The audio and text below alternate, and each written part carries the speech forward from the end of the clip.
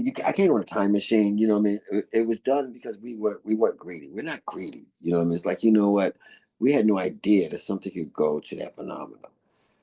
You know, hindsight is 2020. You know what I mean? Like, okay, we learned from that example. Like, you know what?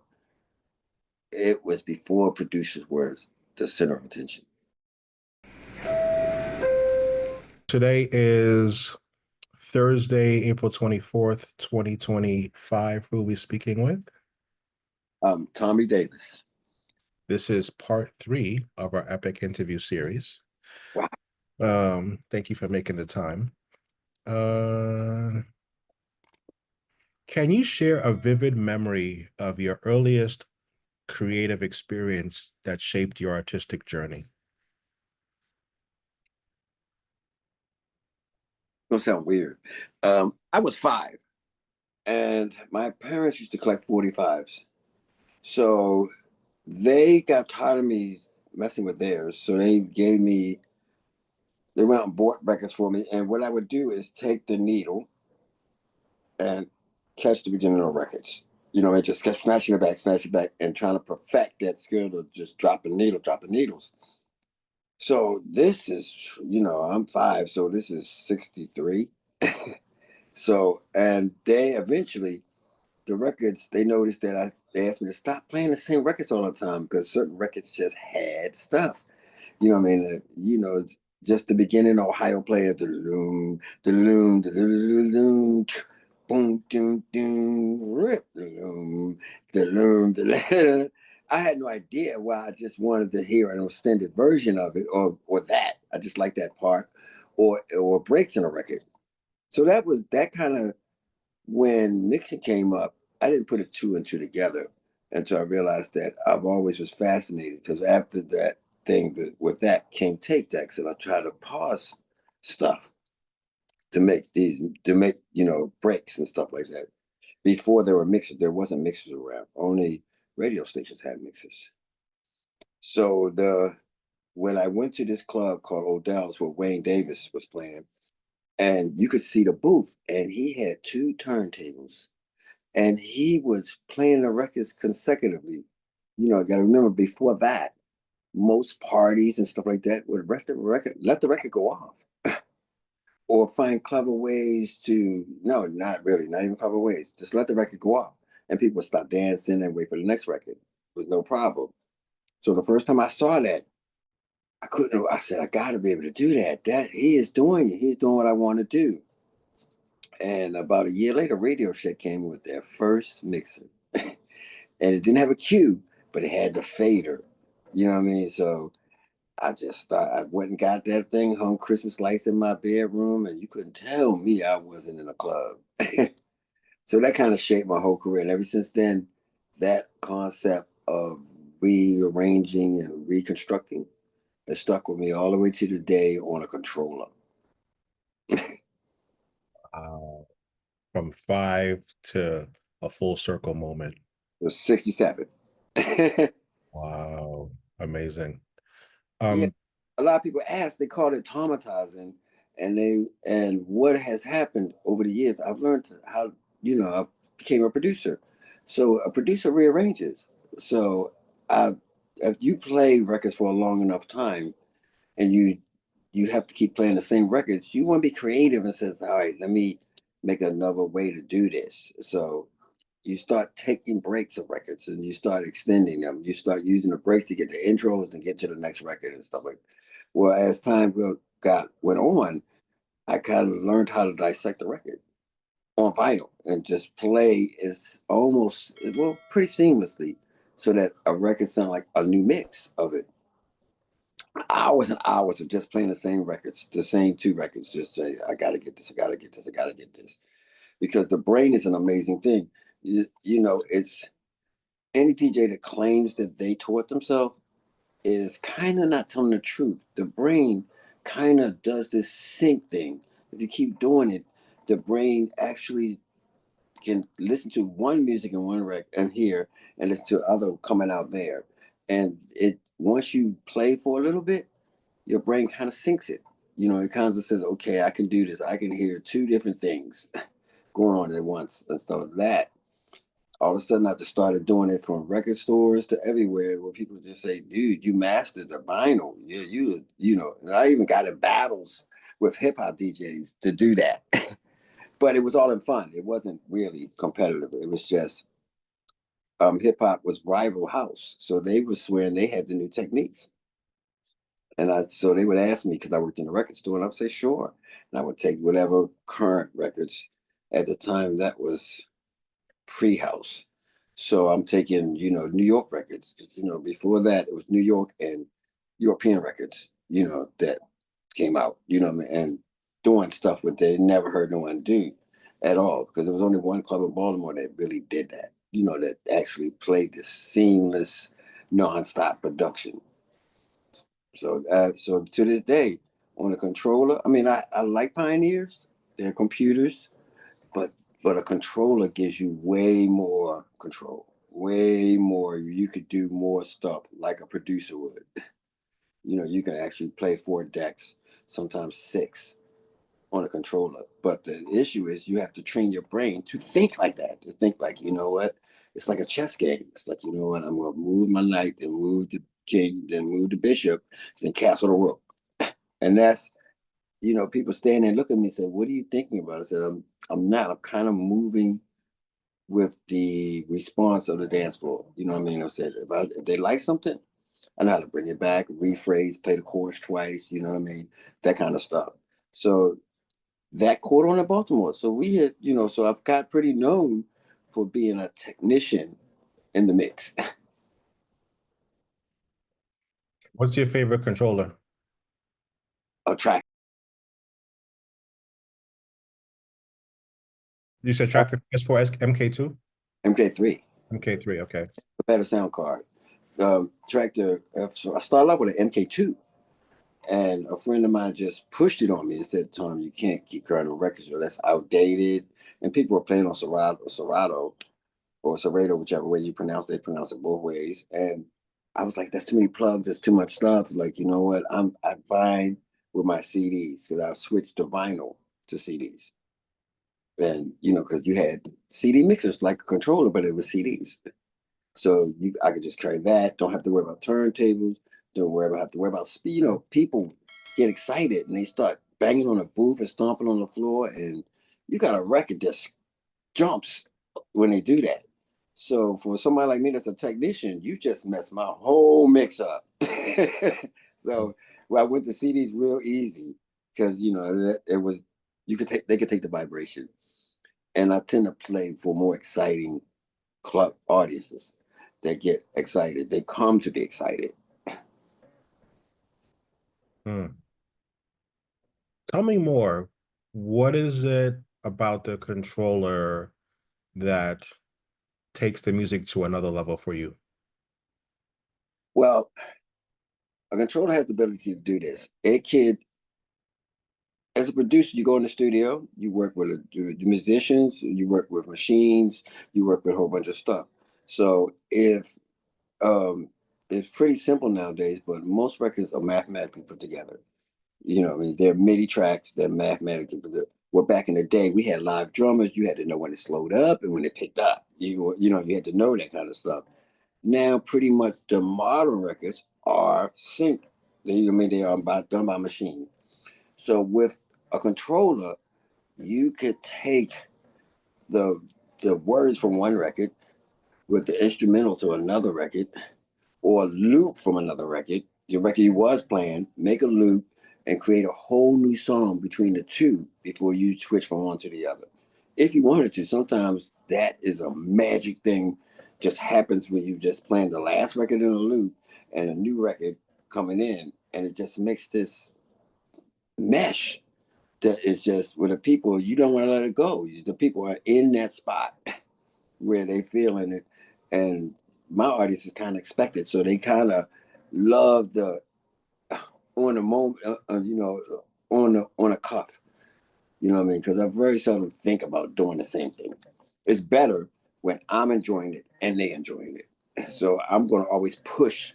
You know what I mean? So that if I'm enjoying it, then they're going to enjoy it, because they can see me beating on the wall or whatever, because I still dance.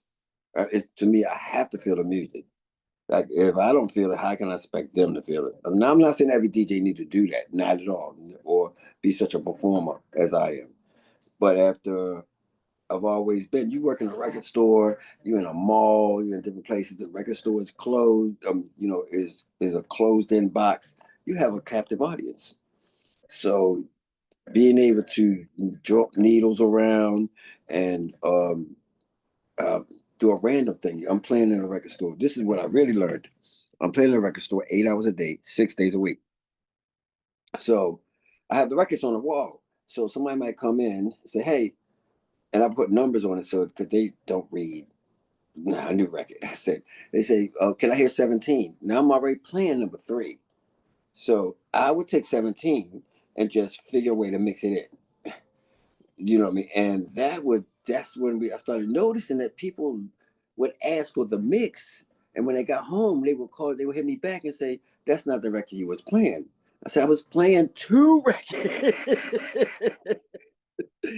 This is a known fact. When I go out in Baltimore, they would say, you sold me all that junk. I was like, what? What? Well, one of the things was that I could cue effortlessly. You know what I mean? I could catch a bridge and extend the bridge. And sometimes in a record that is made by record companies, you know what I mean, they're not really, it wasn't made for dance floors. So they made to do verse, intro, verse, bridge, chorus, verse, bridge, chorus. But a dance floor, some records got really nice bridges. You know what I mean? So if you can catch a 16 or 32 bar bridge, it just makes it seem like you rearranged the record. So in the store, they was thinking, well, that record's going to sound like that. And I was like, no, they could see me. I'm not hiding. They could see me doing stuff. And they said, well, I can't go home and do that. And I said, then you need to practice. So now Baltimore DJs go home and practice. They go home to do some of the thing. Some of the maneuvering.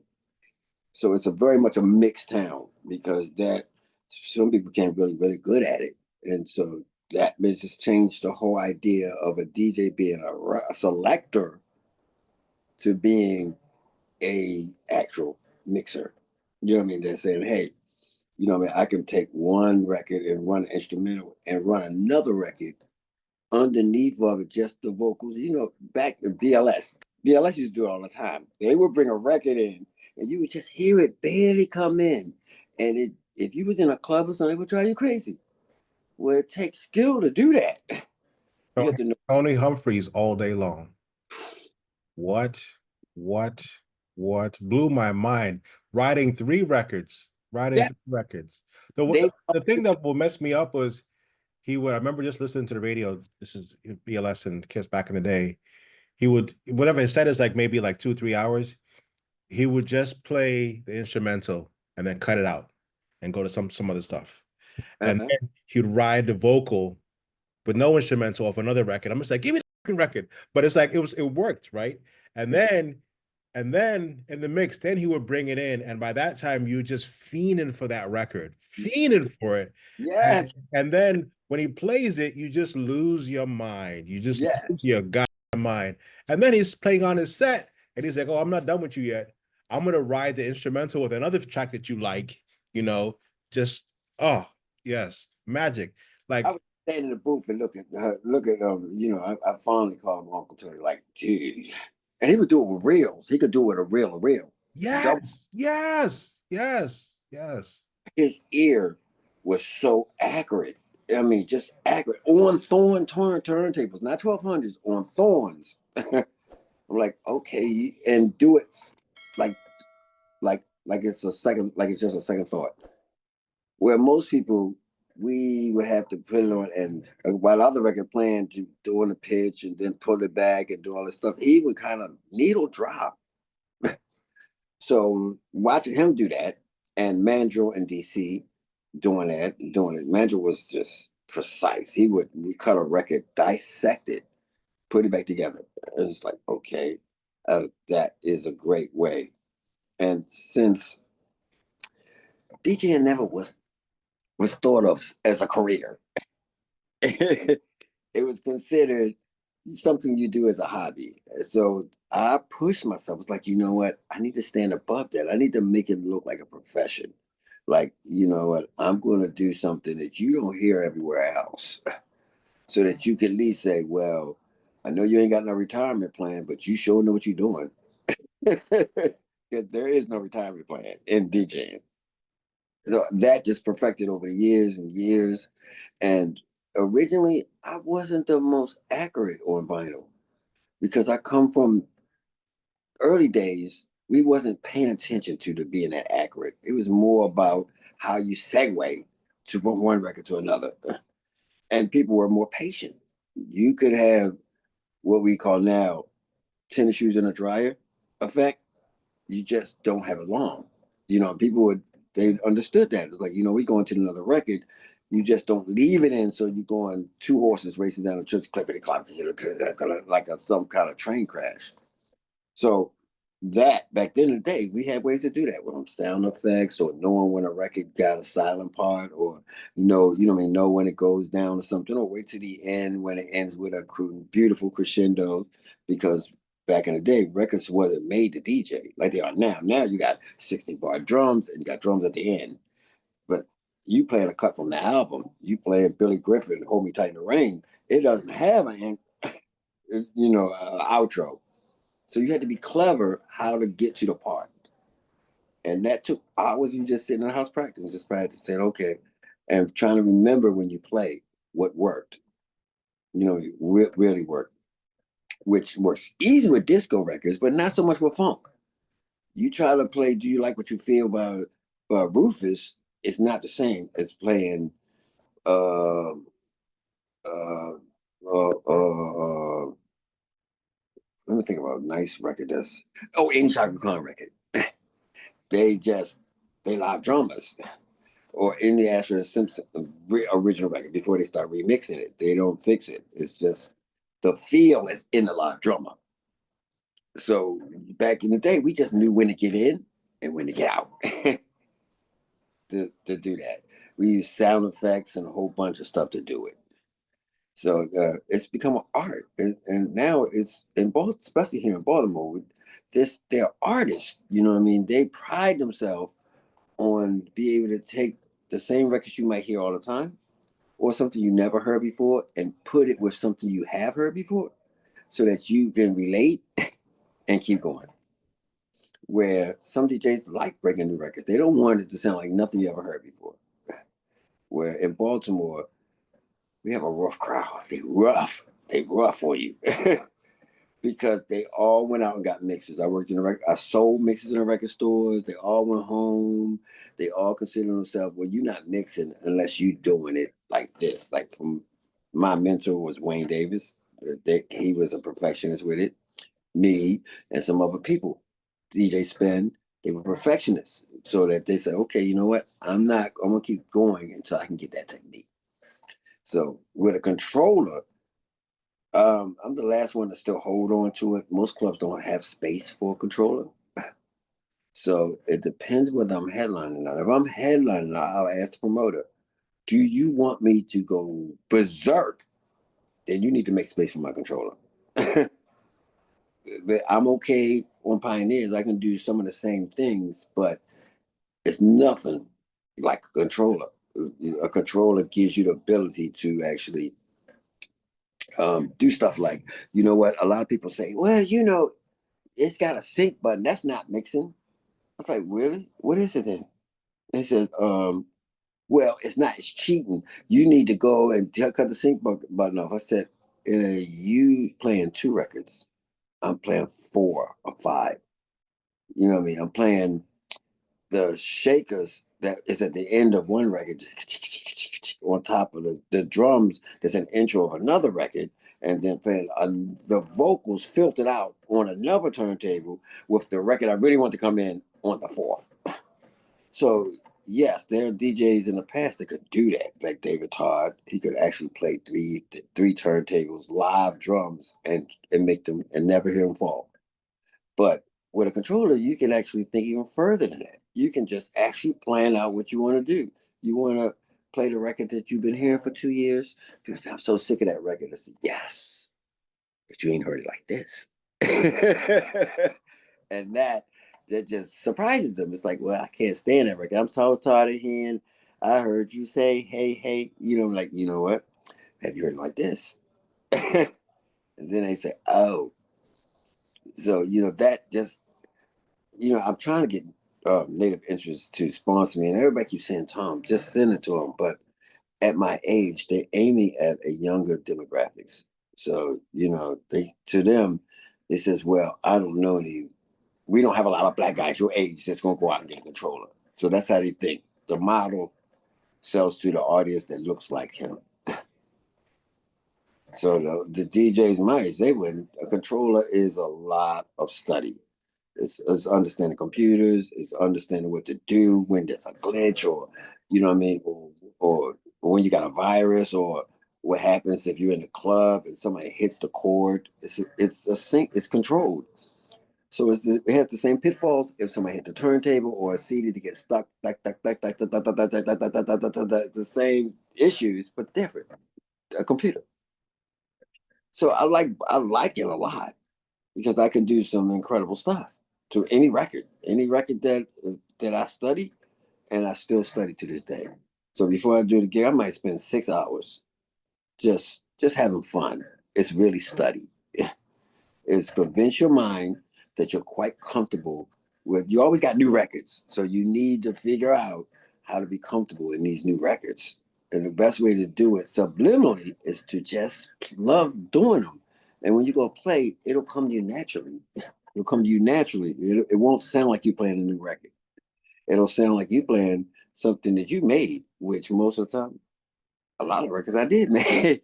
So I heard them in the studio for months, weeks. The last thing I want to do is play them the way it came out. I'm sick of that song. I've been playing that song from the vocalists, from the musicians. I'm like, I got to play it different just to keep me entertained.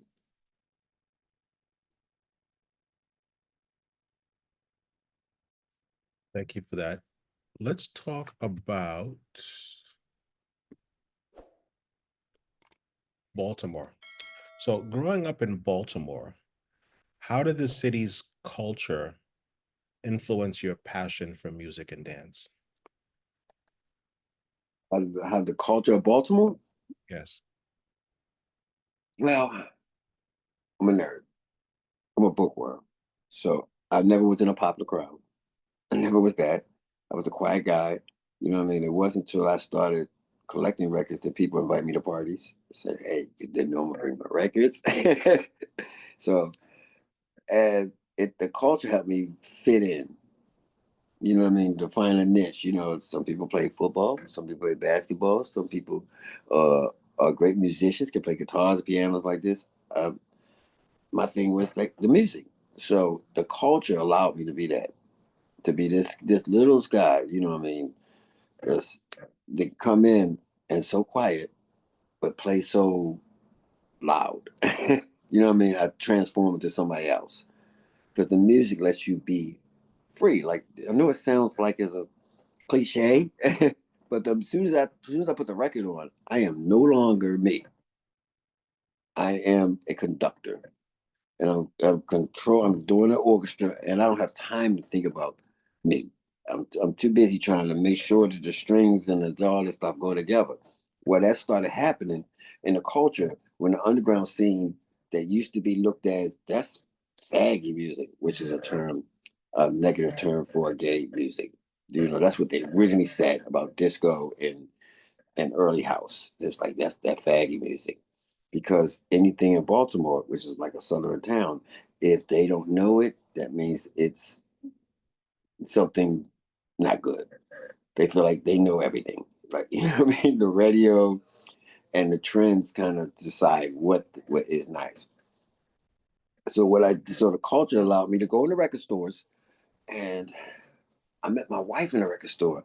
So I was wearing safety pins, and my hair was down my back, and she helped me keep it straight or braided or stand straight up or straighten it out to a bob, like I was trying to look like a musician, to break the mold. Because before that, DJs were so straight up and down. You know, just straight up and down a guy that's in the back of a party on a card table with a red light, sweating. So I said, you know what? You never saw the art of it. You know what I mean? You never did. So the record store gave me a chance to break that mold and say, you know what? And I was always a little bit different, peculiar, strange, and whatever you want to call it, not them. So that helped to change it because then they said, you know what? We're going to accept it because you're a musician and y'all all weird. I'm like, okay, I'll take that. I'll take that. So it just made me do it even more because then it sold more music, more records, and by the time Basement Boys and stuff, then it was like, okay, that's my man. That's my man. You know that little guy. They would say stuff like, you know that little gay guy. I was like, why are y'all calling me a little gay? Well, because you don't dress like us. Like, I'm not insulting. You're right. I do not. I do not accept it. Same people that's called Prince gay, Michael Jackson gay, Rick James, whatever. They, you know, anything that's not them is automatically considered gay. I don't know if it's a sexual thing. It just means not us. So I made it a point. It's like, you know what? Well, not us is not a bad thing. It says, you know, so not us means that I'm creative. You know what I mean? I'm creative by the way I carry myself, about music, about everything. And that helped break the culture. You know, just broke it. It's like, you know what? Because in a record store, I'm like a doctor in a doctor's office. So you might have your preconceptions, but dude, you know your music. You know what? You're not a bad guy.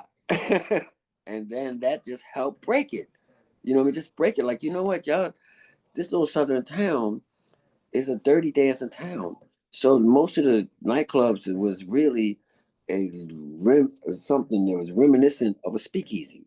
You know what I mean? Illegal, not zoned. You know what I mean? You don't normally a back entrance or something like that. So they always considered it was that way because it was seedy, not because the city itself did not want to see blacks congregating like that. You know what I mean? And in its underbelly, that's the real issue. And it still is the issue, no matter where you go, because it's something about us congregating that they just don't like, especially when we're in droves and numbers of them. So I just said, I'm going to change this perception. I'm going to make this new thing called DJing something to be respected because I got tired of them saying, "Oh, you just a DJ." It's like I'm just a DJ. What's that mean? Yeah, or you gonna do your little DJ thing, right? I said, my little DJ thing. So you know how many hours I practice, how much money I spend on buying records, needles, equipment, speakers, my little DJ thing. But when you having your birthday party, you come to me and my little DJ thing. So it was almost insulting. And so I said, I'm gonna change that. When especially when production came, I said, I'm gonna change that. I'm gonna say, you know what? I'm no less than a musician. You know, they respect the musicians, but you don't respect me. But you, I'm playing music. I am technically a musician. And slowly that changed. So now DJs are revered now because they realize that when DJ became popular, that not everybody had that skill. Some people just played like they're supposed to play, you know, weddings, bar mitzvah, you know what I mean? You know, y'all plays a reggae, line dance, whatever. It is a selector. But you had DJs that was crafty with it. And that changed the perception. And I like to consider that because I was the first DJ in a record store, you know what I mean? Where you could, you know, where I had 12-year-olds coming in, just stand there for hours and just watch. And then when they was 14 and 15, they came and bought a mixer. And then they was buying records. And next thing you know, they playing in clubs that I wanted to play in. But I like much respect if that's what you want. I want this sound to become normalized and not so marginalized in what somebody's perception is that don't even go in clubs. It's normally the people that never danced that's got these negative perceptions of what it is. So I changed it. And when about time that Crystal Waters went pop, it was done. It was done. It's like, okay, we get you. It's like, oh yeah, okay. I feel like Prince now because first y'all was laughing at me being naked on a horse. Now y'all say, oh, I get it. I get it. You, we like your eclectic because you're introducing us to something that is nowhere else we could get it. And that's what music does. It does, like, you could be trapped in your job 9 to 5 and you go to work every day. You could come out to a club and be taken somewhere else. It depends who the DJ is. The DJ might, so people tend to follow it. The people grew up too. Now, besides the DJ, the people became conscious of like, you know what? I like the way this person do that. You know what I mean? This person's okay, but I really like the way this person does it. So they kind of develop a conscious expertise of what they liked.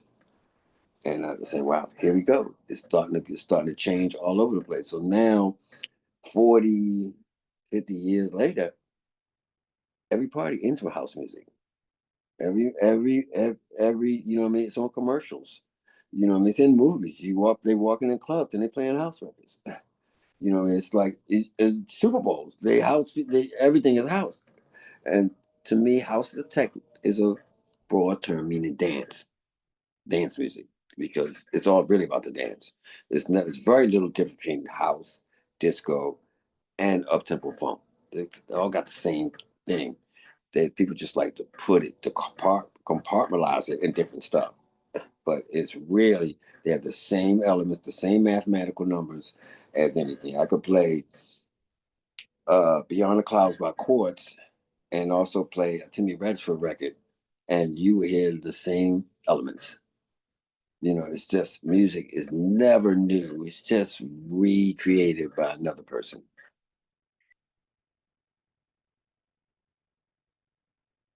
Thank you for that. I want to go back to speaking of chords and music. What was the moment or experience that made you realize music was your calling?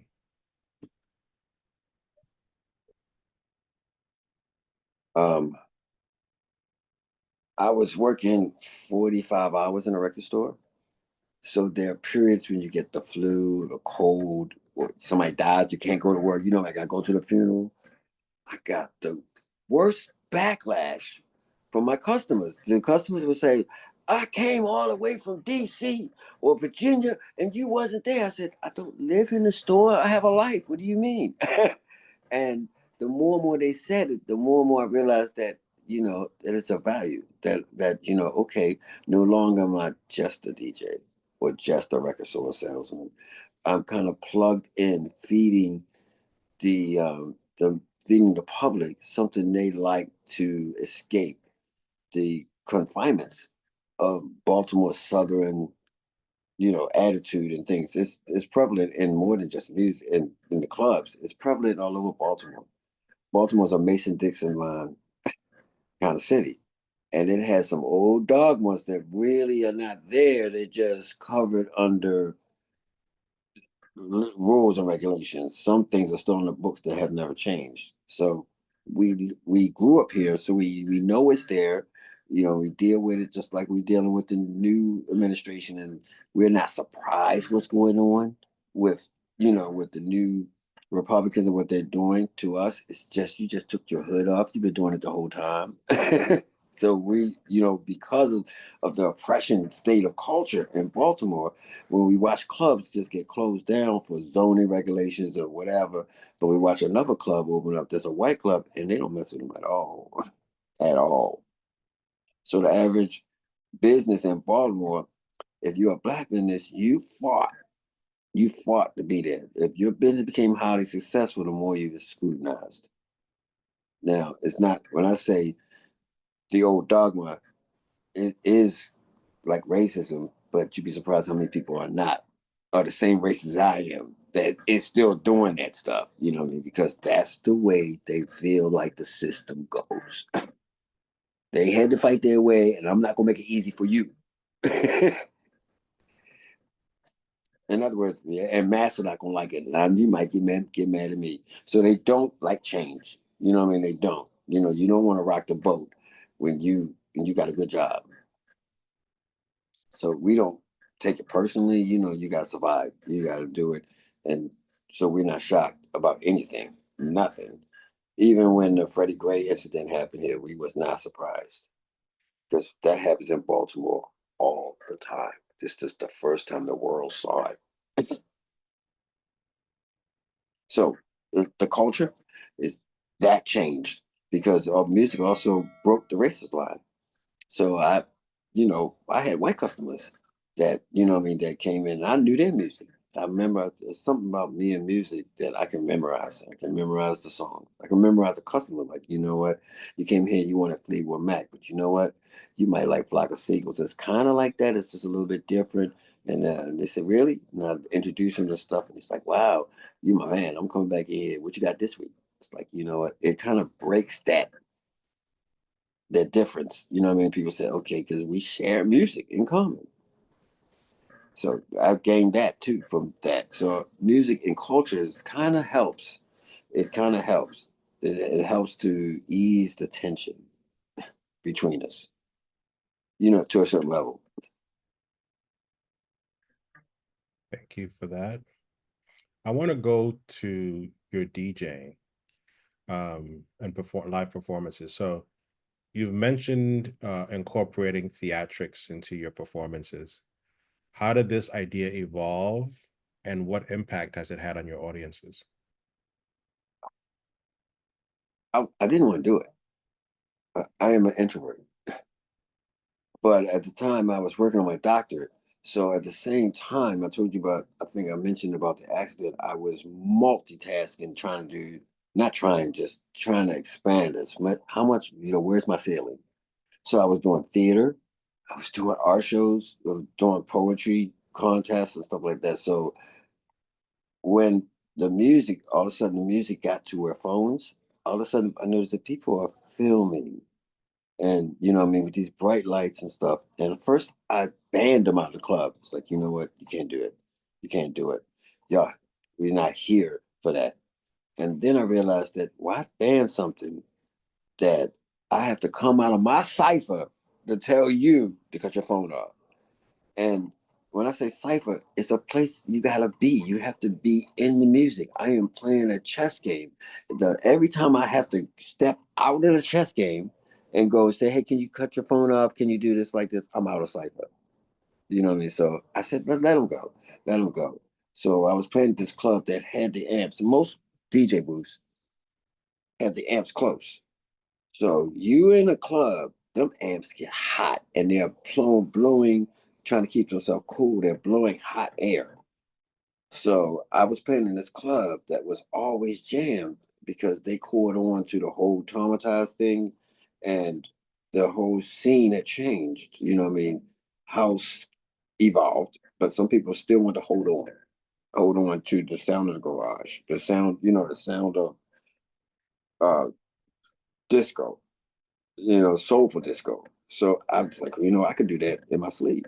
So this club had, I was playing behind the amps for 17 years. So in the winter, them amps, I'm soaking wet. My shirt is soaking wet, and I would get a lot of colds because I leave out with a wet shirt. So I started taking the shirt off so that I have a dry shirt at the end to leave and don't have to keep catching these respiratory infections or head colds. And then the people noticed, and they said, when you take your shirt off, you really go off. And so to me, it was the same with the shirt on.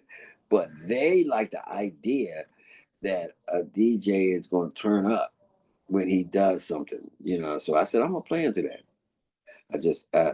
I increased my gym membership because I wasn't doing that. I was, you know, why do that? And I just started, got a trainer and just start working. I said, well, I'm not trying to be buffed, but I'm at least gonna try to be the best I can be. I'm gonna take the shirt off. And all of a sudden ladies were saying, "Oh, that's my baby, you chocolate drop," you know, like me? Because people all of a sudden, like I said, the DJ became something they looked up to. You know what I mean? So I said, okay, you know what? And this is just my personal opinion. Women make a club work. You know what I mean? Because if you convince the women, you don't have to worry about the guys. The guys are only there for one reason alone, and that's the women. So if I'm playing for the women, I got the guys too. Because the guys going to dance, and them having fun with the women, they convert over and say, you know what, I don't even like that kind of house music, but I had a good time. You know what I mean? And that's how you convert them, by aiming at the women. And the women love to dance. They love to shake. They're very sexual. You know what I mean? Not trying to be sexual like a stripper, but they can't help it. They're feminine. So that I started doing that and paying attention to them. So the more they say, "When you gonna take your shirt off?" I took the shirt off. It's like, okay. And then the cameras just started filming more and more and more and more. And I said, I'm gonna take advantage of this new thing. I saw it as something new. You know what? Before the DJ was waiting to sail in somewhere, you never even saw him. You know what I mean? You might see a little teeny head. All of a sudden, some people who didn't even dance would just come there to stand and watch. So this is new. You know, before wallflowers didn't stay around long, or you didn't see them because they was on walls. So now they're coming up and saying, "I want to be a part of this party. I can't dance. I don't like to dance. I got a bad hip, knee, ankle, whatever.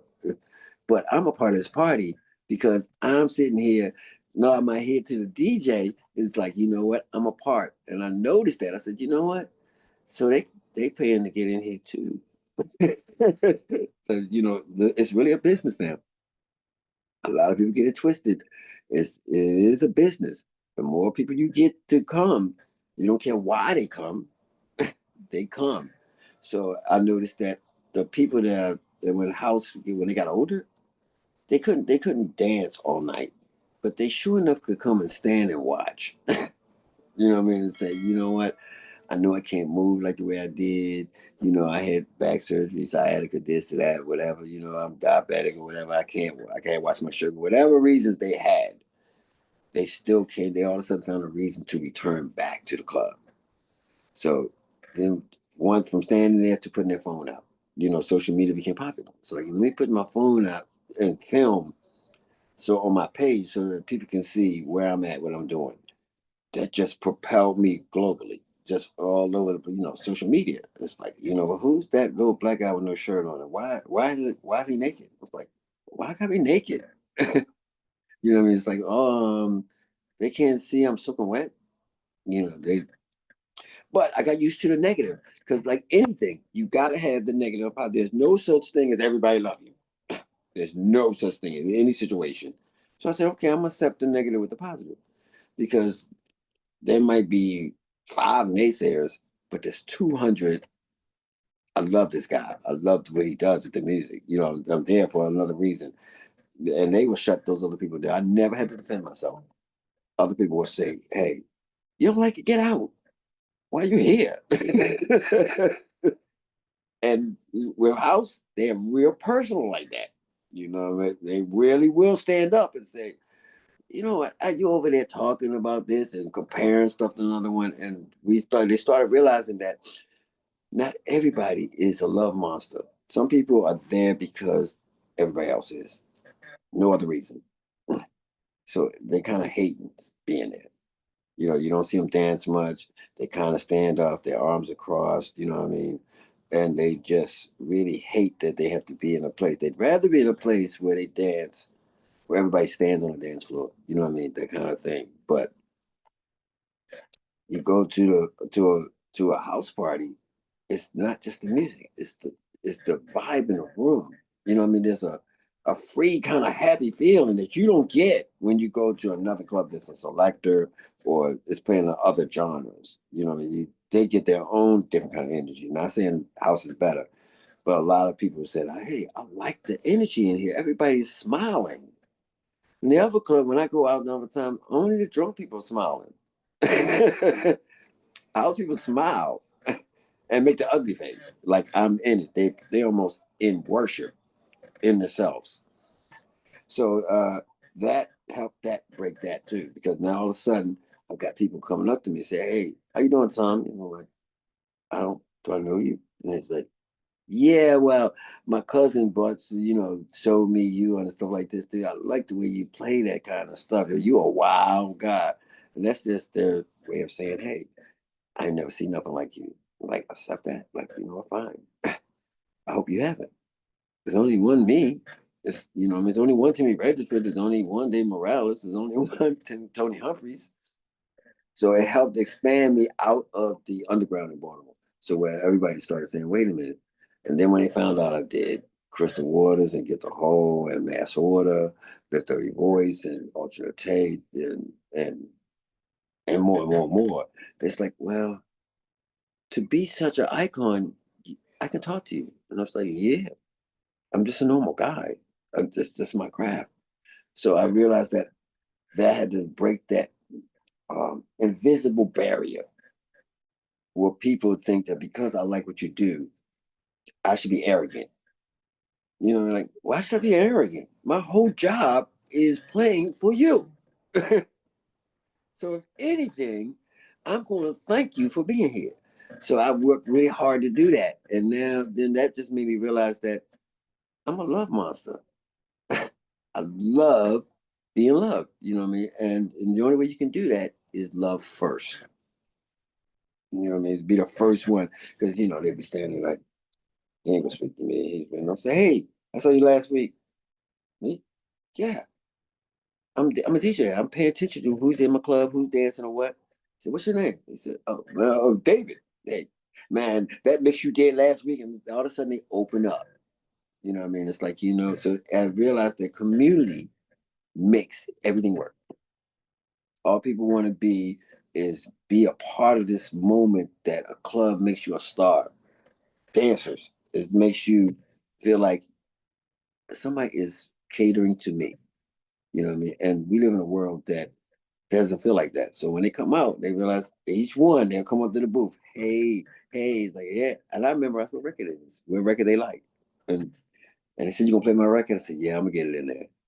And that helped me build this big following where people saying, I just love this, love this. But it was just something they never had was access to the DJ. And I just worked on it. So that's how I did collect the minds one by one. It's like, you know what? Anybody will tell you from when we started off with 200 to we got to 15,000. I try my best to speak to everyone there. I don't care if they just written on me. It's like, you know what? That's not my problem. My problem, you're here, you came here. So you can be mad all you want to, but I'm still gonna speak. I don't know what you've been through before you got here. I don't know what you're going through while you're here. But I need you to feel like, you know what, I am happy that you're here.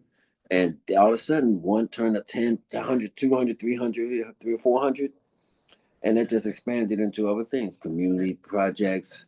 And I realized that we live in a world where people are so guarded that if music can do that, it can work in everywhere else. So I use that kind of template for everything. I'd rather allow someone to hurt me or attempt to hurt me because I can't hug somebody if I got my arms closed, if you know what I mean. So well said. I love that. Um, Speaking about performances and live performances and the interaction with the crowd, what is the most memorable live performance you've had, and why does it stand out to you?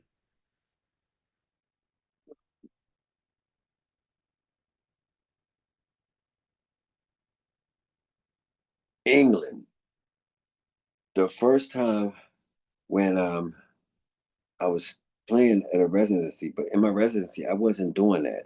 I might take the shirt off, but I had to do Southport with a Basement Boy reunion. That's me, Teddy Douglas, Charisma, Spin, and they had 4 setups on the stage. So underneath the uniform Basement Boy thing, I had put diamonds on my skin. Not small ones, not like glitter, actual stones. So I told Spin, I said, Spin, I'm just not gonna take my shirt off because they, they're not my regular crowd. I said, I want to make me taking a shirt off part of the performance. He said, really?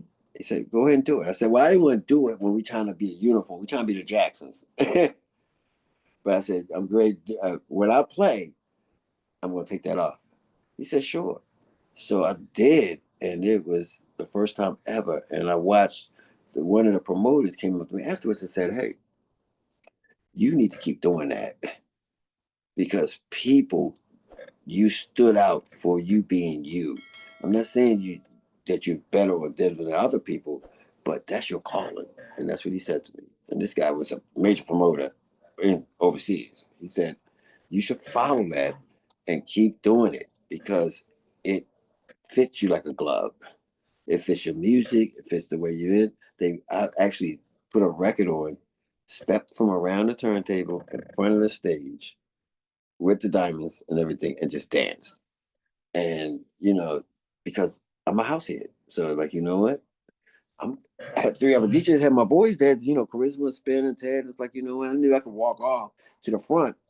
And some of the things I learned in theater or something like this is that people can feel when you're scared. They can feel it. And DJs kind of come off as nerdy. You know what I mean? It's like, no, no, no. I'm gonna break this invisible barrier. I'm gonna go out here. I've had a little bit of training dancing and dance troops. I said, but that was years ago. I said, all I gotta do is feel the music, and I did. I went out there, and that was the first time ever. And when that promoter came up to me and said, hey, that was great. You need to continue to do that, on your own. You know what I mean? Like that is you. I can see that working for you. And from that point on, I never looked back. I came back to Baltimore and did it again with the same crew in Paradox. And the people went crazy. It was like, yo, why you got your bird chest all out there? But to me, it was like, you know what? It was no different being in a record store. It was no different from being in all. It's like, you know what? I am just enjoying myself. You know what I mean? If I can do plays and musicals and whatever get up to play a musical, dude, now all I can do is add one more element to music. Because to me, real talk, I'm a dark skinned brother. There is a color barrier that's within a color barrier. All right. So I always thought that the world accepts a more lighter skinned black guy than a dark, girl, black guy. So, and for a while I just thought, well, I don't get it. I have gold records, I have platinum records, and I'm pretty decent, or at least a little bit interesting in the mix. So why am I not playing in Ibiza? Why am I not in Australia? You know what I mean? And that used that as a skill. Said, you know what? You're not gonna die the color of your skin, and you gotta accept the world is still gonna have layers, even within our own culture. Not long ago, not 30, 40 years ago, us dark brothers, you and I, were considered less attractive than a light skinned brother. And some of that is still there.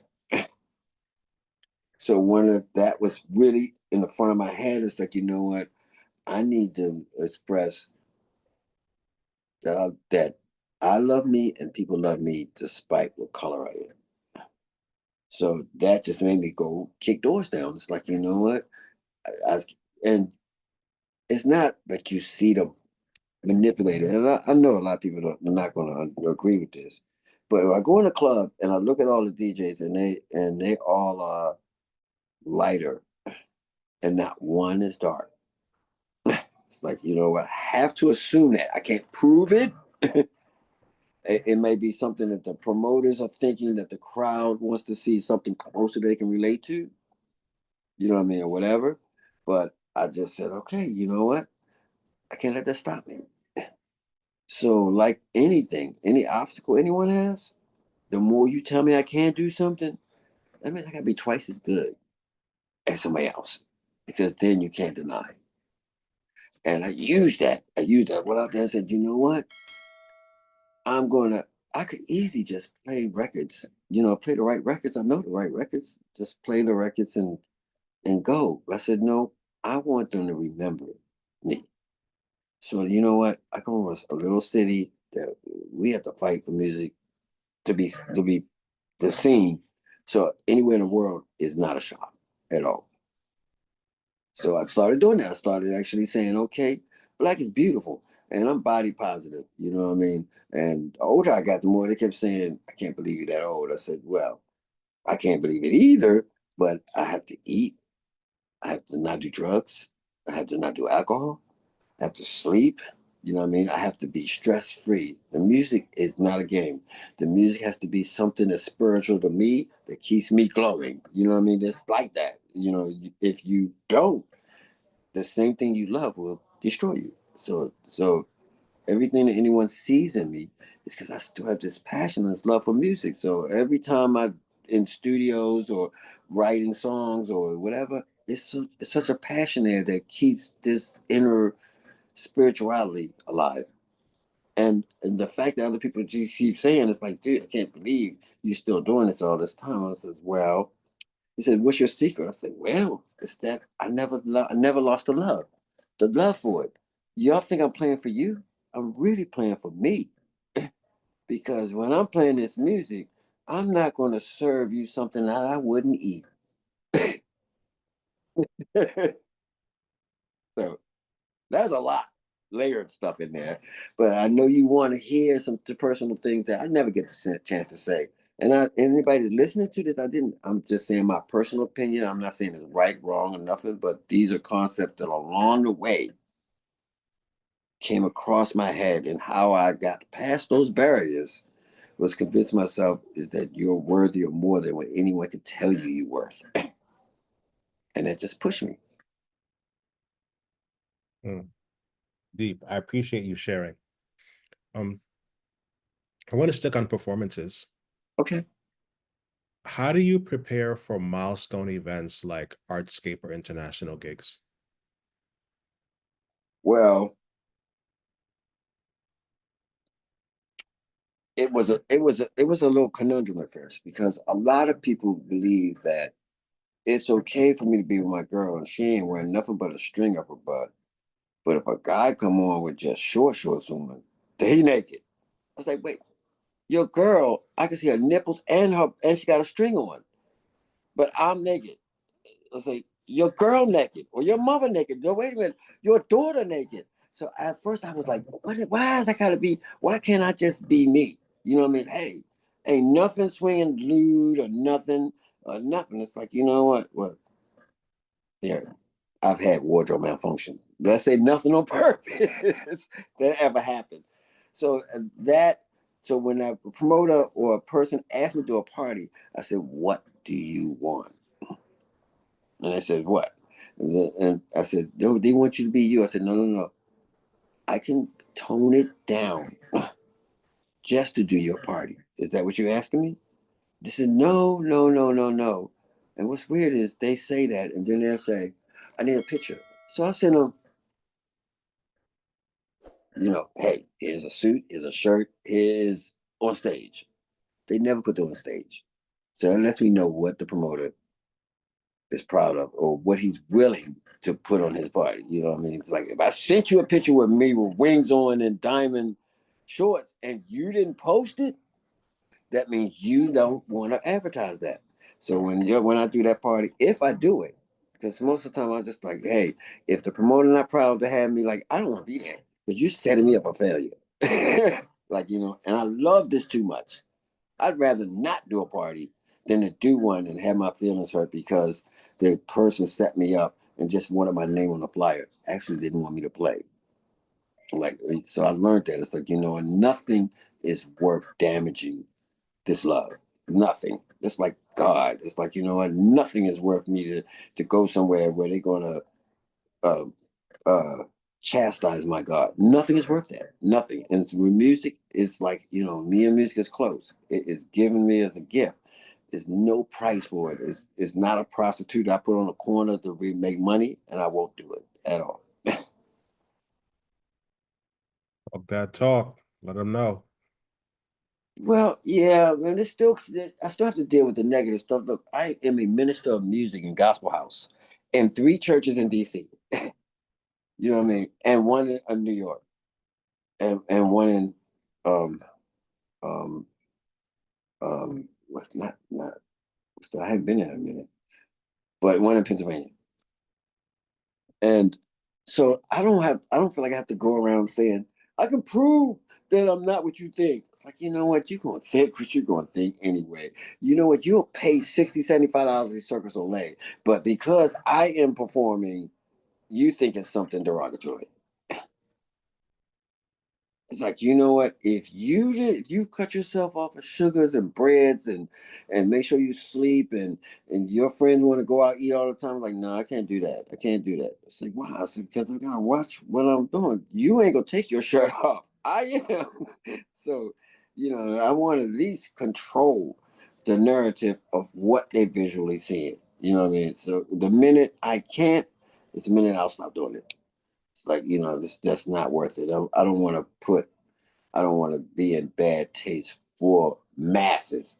I really don't care, but because it makes me perform beyond my limits.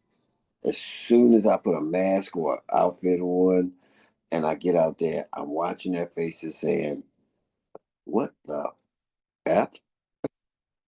And my duty is within the first 2 records, change that, make you say the same statement again, but say it different. What the?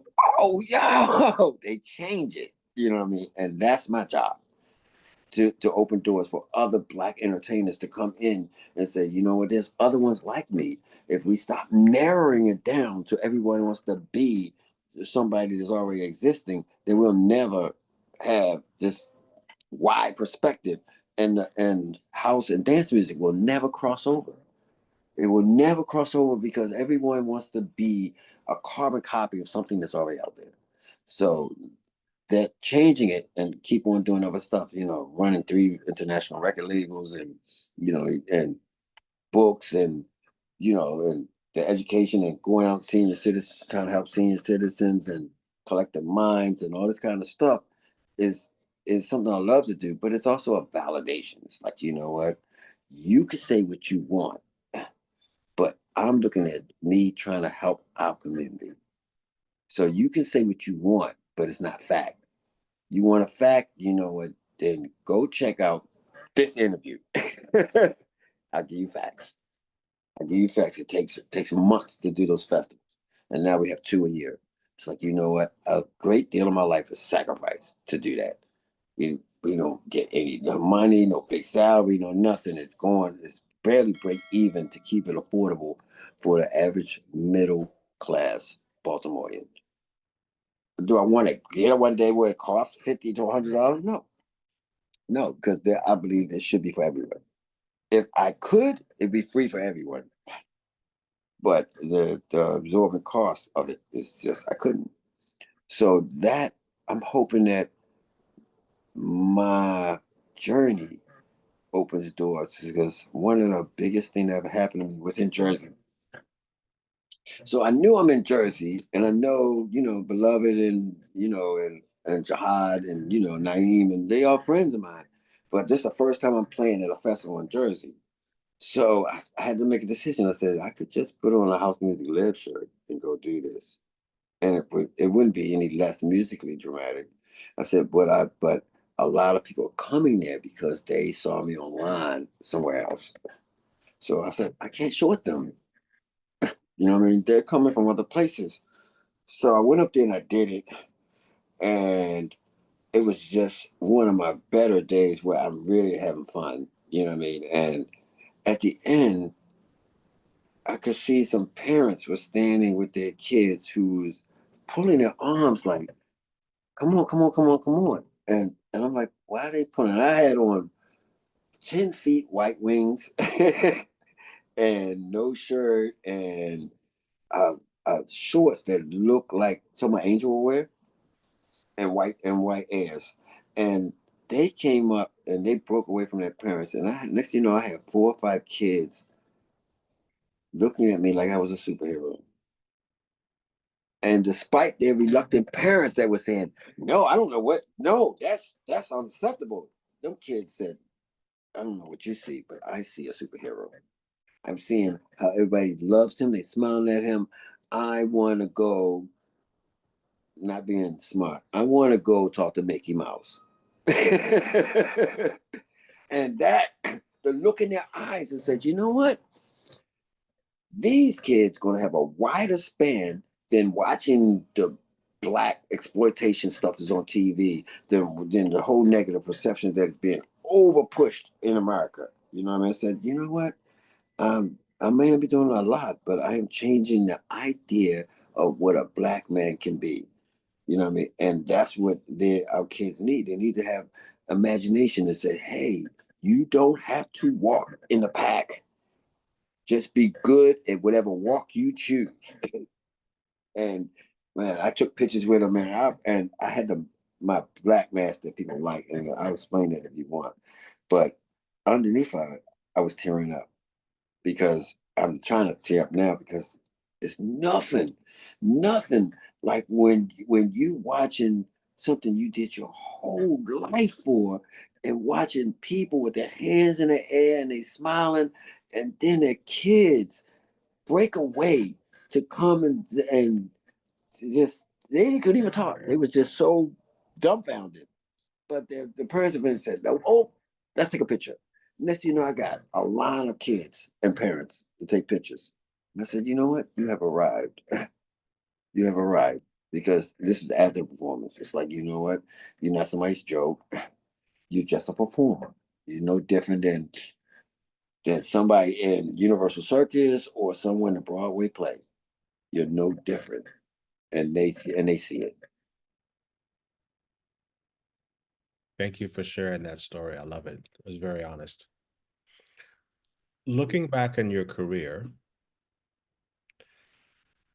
is there anything you would wish you had done differently or any missed opportunities that you regret? Yeah. Uh, Crystal Waters, when we did, she told me it was a Basement Boys song. All right. But we was dealing with a major label, and we had a choice to make it Basement Boys featuring Crystal Waters. You know what I mean? But we had done alternate take, and we realized that we don't have the time to do the whole artist thing. You know what I mean? Well, we got four major deals. It's like, oh, let's, you know what? We'll be the producers and we'll let her be Crystal Waters. And we did it on paper that way too, unfortunately.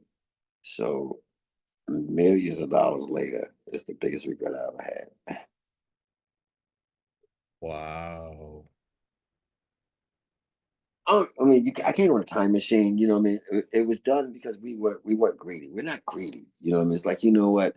We had no idea that something could go to that phenomenon.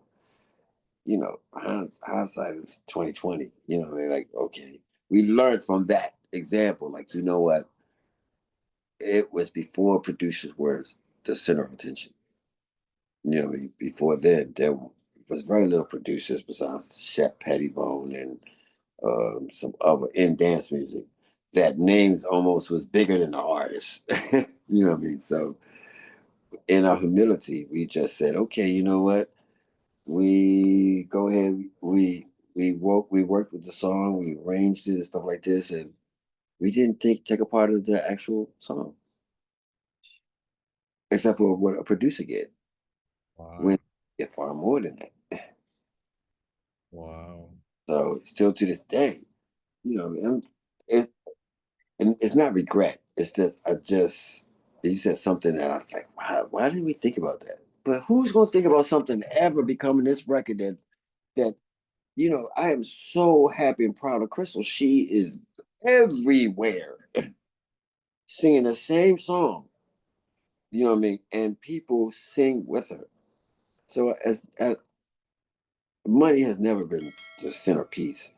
But if to say something that I wish we'd have done different, I wish I'd have had the foresight of what it was going to become. Of course, that does you don't get that. You don't get that foresight. Wow. Yeah, everyone assumes you guys are billionaires from that record. So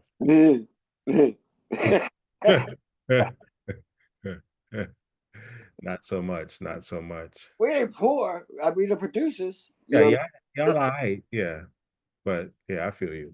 Crystal did the hard work. If had we said Basin Boys feature Crystal, we would have to be in Australia. You know, we couldn't work on Tonight and Lift Every Voice and all this stuff. That just didn't happen. We didn't just go down and do that. That took dedication, and Jay spent a lot of time going to studios, to school studying, engineering, and me and Ted just constantly figuring out. At the time, we didn't have automated boards. So when we were doing mix, we would hit record. And me and Ted look at each other, said, Ted, you know your part, right? Yeah, I got the shaker hi-hat and the second organ. I said, all right, I got the piano and um I got the crash and I got this. So we're sitting at a board and each of us are we keep doing it over and over again until we do it exactly like we planned it by hand. So there wasn't a machine doing it. We didn't do tracks. We had to actually sit with beside each other, and Jay sitting over there making sure that the equipment is doesn't think. And we could spend 6 hours going over and over again. You missed the crash, Ted. We got to start all over again. All right. Like, all right, don't forget it's on the second. It's on the second 16, not the first. All right, I got it. All right. And that taught us how, what I mean, when we eventually got to a big board, that taught us the mechanics of, back how they used to do it back in the day. You know what I mean? Back in the day before everything was, I mean, we was on tape too in the beginning. We was That's right. That's right. right. Oh man. Yeah. So the pressure to get it right was hard. So we would just say, okay, we run it a couple times without the tape and just say, all right, I think that's it. That's it. Yeah, I like what you did. Yeah, Tom, I like what you did. Like, you know what? All right, we're gonna switch that. Instead of me bringing the hi hat and shaker, I'm gonna bring just the hi hat, and you come on the next A with the shaker. I'm speaking, so I don't have to. So you understand. And we're going through the track. It's like, don't forget, in the middle we got to break. So we're gonna break back down again. That means you got to grab 5 tracks, and I got to grab 3. All right. And we would get all the way down the track, and over time we got better and better with doing it with less and less times.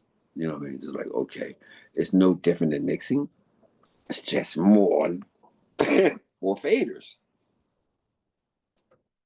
We did that for that. We did it for Mass Order. We did it for Make It Happy. We did it for um, uh, It's Over Now, Scandal. Um, wow, we did it for many records that way. 33rd Queen. It's just it was just, sometimes an accident is great, but most of the time it's not what you plan. So that we learned how to actually be machines. You know what I mean? To actually do it. But we are with DJs. So it's just a matter of expanding what you're doing as a DJ, much like a controller. So a question. Do you did you ever have times when you would go to the studio? It's like, all right, we gotta work on some music this week, but then you have no creative ideas and no creative inspiration. Like, how does that happen? And then how do you work through that to like, all right, I gotta be productive today? Or do you just say, you know what? F it. I'm not gonna go to the studio today. I'm gonna go ride my bike for 2 hours and go to the gym and sleep and read and get inspired and come back tomorrow. Like, talk to me about like creative blocks and how you work through that. Did you go to the studio every single day? Like in that era, like break that down for me. Mostly every day, because we was God, fate, blessings came faster than we was prepared for. So no matter what, we're playing catch up at all points. You know what I mean? Mercury said, "Hey, we want to do an album." I was like, "Okay." This is right after Homeless. They said, "We want to do an album." It's like, "Okay, all right. Well, albums, how many cuts? About 11, 12." It's like, "Okay, we can do 11, 12 something." No, no, no, no. We need y'all to do 22, and we'll choose 12. That We just did one record. It's like, you know what? You don't know how many times we went through this record manually to do that. So we said, okay, we don't have time to sit on our laurels. It's like, you know what? We are being considered as raw and innovative. So we got to stay both. So for a while that worked, but there was many points where, well, even to this day, look, so for the non-producing people out here, so you work on a track. I'm working on something right now. I liked it. We worked on it for 3 weeks. I like it. I go keep listening to it, and then I don't like it. It's like, okay, you know what? But I thought you liked it. You liked it last week. I said, but now I don't like it this week. So guess what? We either start all over or we try to fix what it is. And that happens with anybody with any kind of creative thing, whether you're an artist or whatever, you're going to look at your work and say, that could be better. And producers, writers, and us, we do it all the time. Sometimes we'll do it to such a bad way that we have to go back to the first take. We did like 12 other mixes. And then we said, I don't like none of them. And we listened to the first one and said, that's the one. But we would have never found that out if we didn't do the other 12. You know what I mean? To convince ourselves that there all these other ways are not as funky as what we did at first. So that happened with It's Over Now. You know what I mean? We had to clean. They said, can you clean it up? We cleaned it up and nobody wanted it. The original, they wanted. Like, okay, so that taught us, like, you know what? Sometimes we have to go back to where it started. You know what I mean? You sit in the studio, you working and stuff like, yeah, I like that, I like that, I like that. Me, if I get up and dance, that means I really like it. Because if I can dance and we've been listening to this same song for 5 hours, and I get up and dance, that means it has enough. For me, a test of any good song is that you never get tired of it. You never.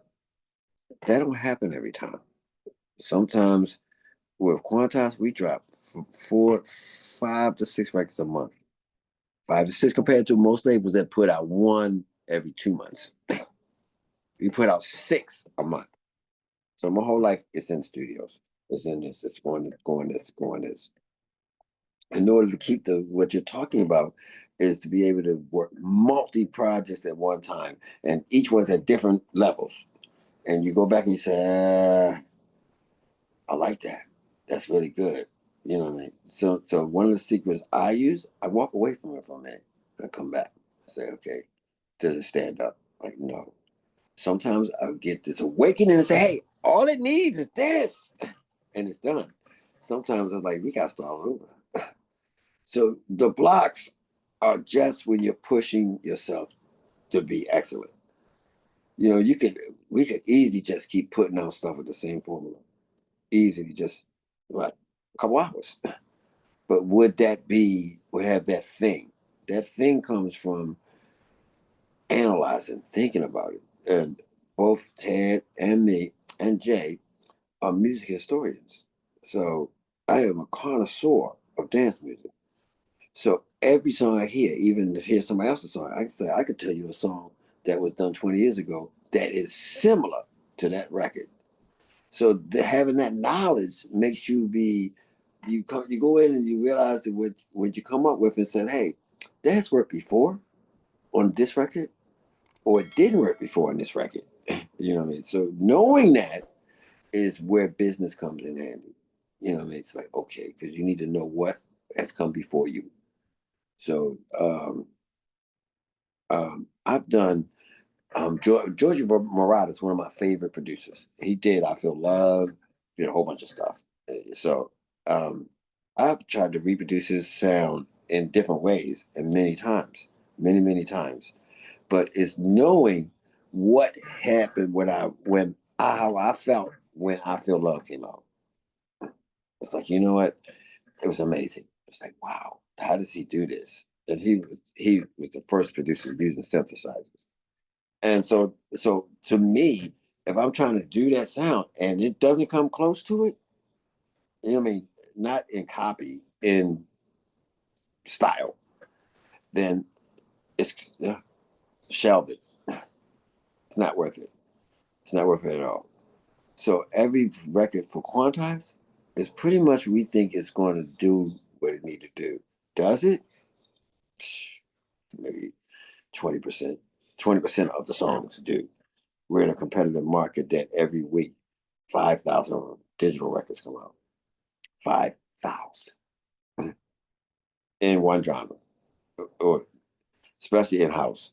So we learned to say, you know what, do our best, and Quantize and me and Spin were very spiritual. So we accepted what's for us is for us. Do our best, and that's all we can do.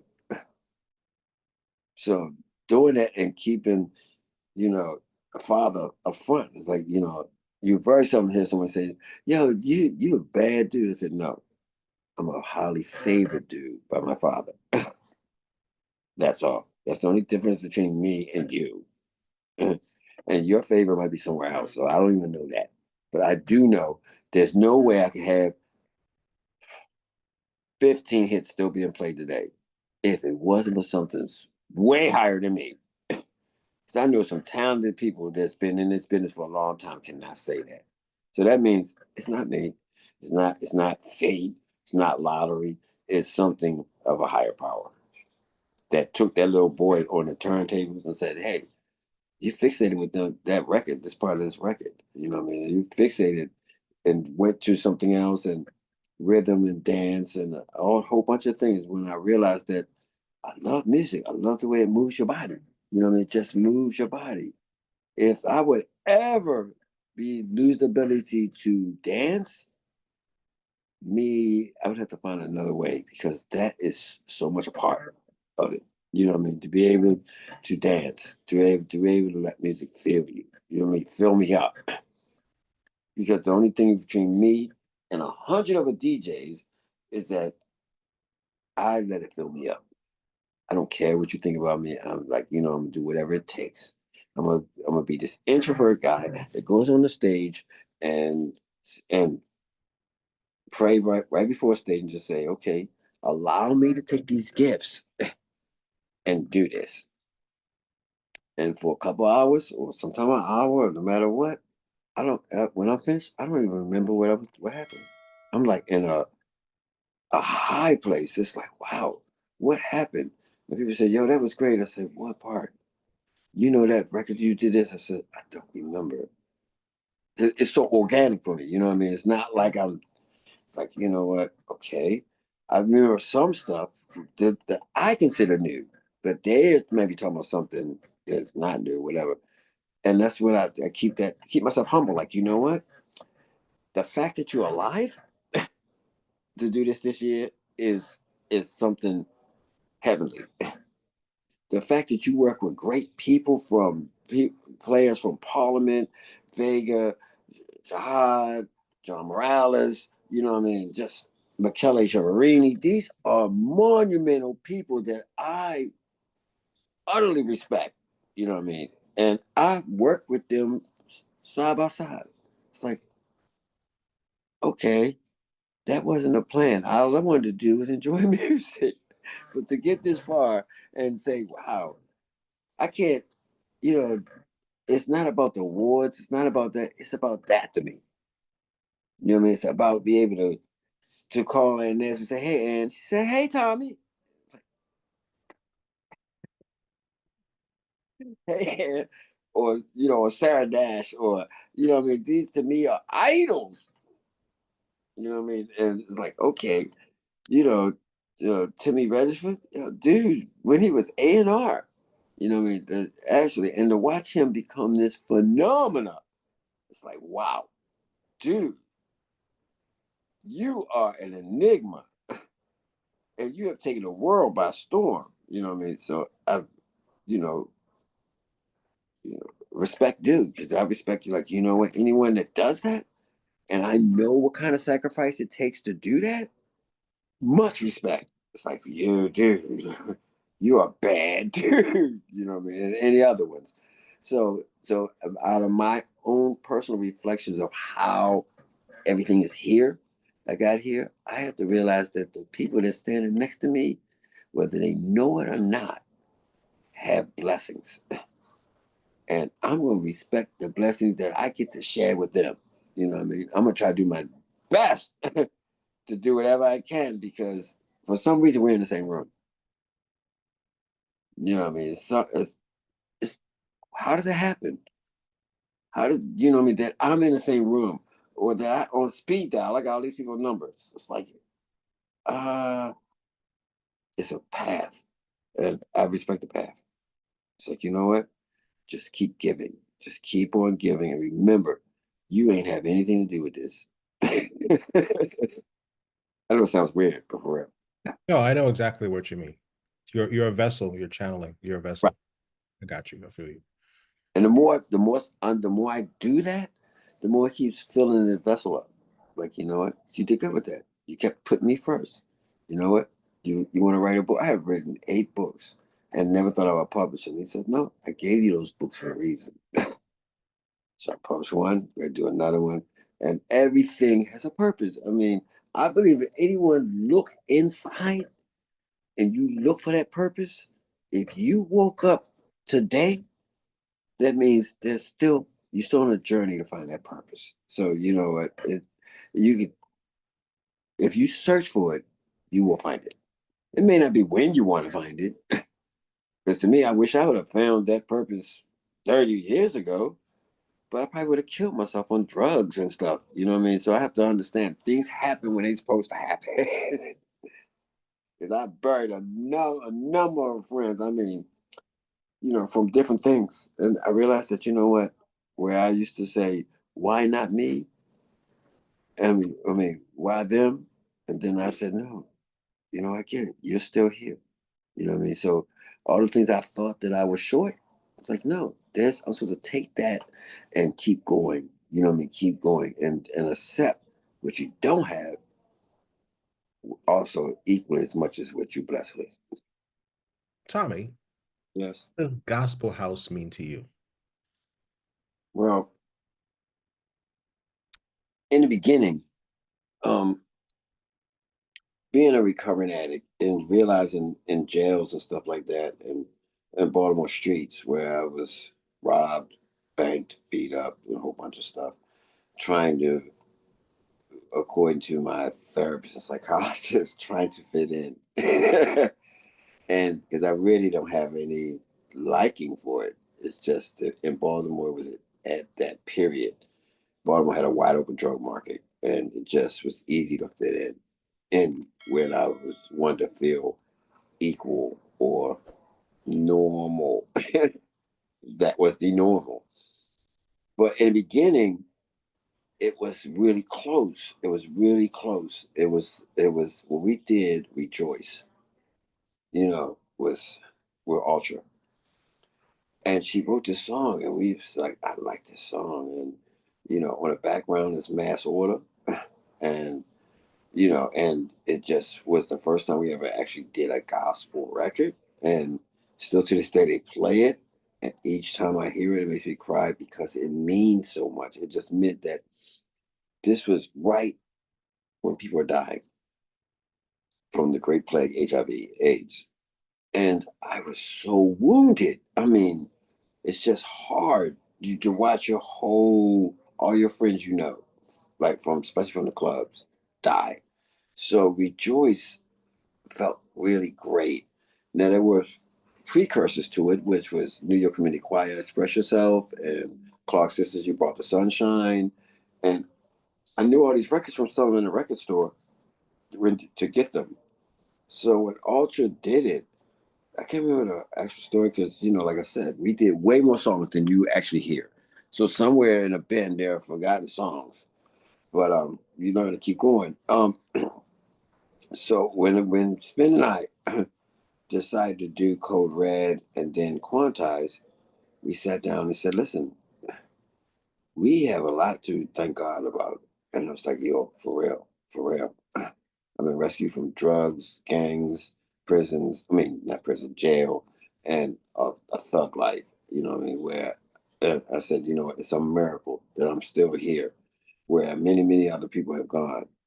So he said, well, we gonna make this label be a God's label. That means he's first. All our business practices, everything we do is done in honor. So, you know, we won't do anything deceptive at all. You know what I mean? If somebody says, hey, that's my song, we're gonna try to right that wrong, because there's no way we're gonna disrespect the gifts that we have given, that we had. And Spin has equal amount. So he became my best, besides my best friend, my praying partner. So when we started doing gospel stuff, and we got such a backlash from the gospel community, it was like, that's sacrilegious. It's like, what's sacrilegious? It's like people in there shaking their butts to the Lord's music, and it's like, wait a minute, why is it a problem? It's like, you know what? They're they're doing the same dance they did Sunday at church, to the same music with a beat. What's the problem? He said, but they grinding on the stuff. I said, are you there? Like, no. I said, well, I said, some people might, but you know what? God has got a way to reach them that you're not. You know what I mean? So many times I have to sit down with them and say, listen, I said, at the end of a set, somebody will come in tears and say, you know what? I just lost my mom's. And you played Is It a Shame? And I just cried. And it just felt so good to let that out. And I thank you so much for playing this record, or, you know, Just Us, or something that just touches them. And so I try to explain, it's like, you know what? You can't do that, because they're never going to come in your church, but they came into mine. So it just made us keep going. It's like, you know what? And now it's kind of changed. They're kind of accepting it on the street level, on the, you know, on the American street level. I mean, the global street level. But the actual church people, no, they still think that is different than what they do. And you know, I know for a fact that we played many records that was in there already in their catalog, and we played them in the clubs.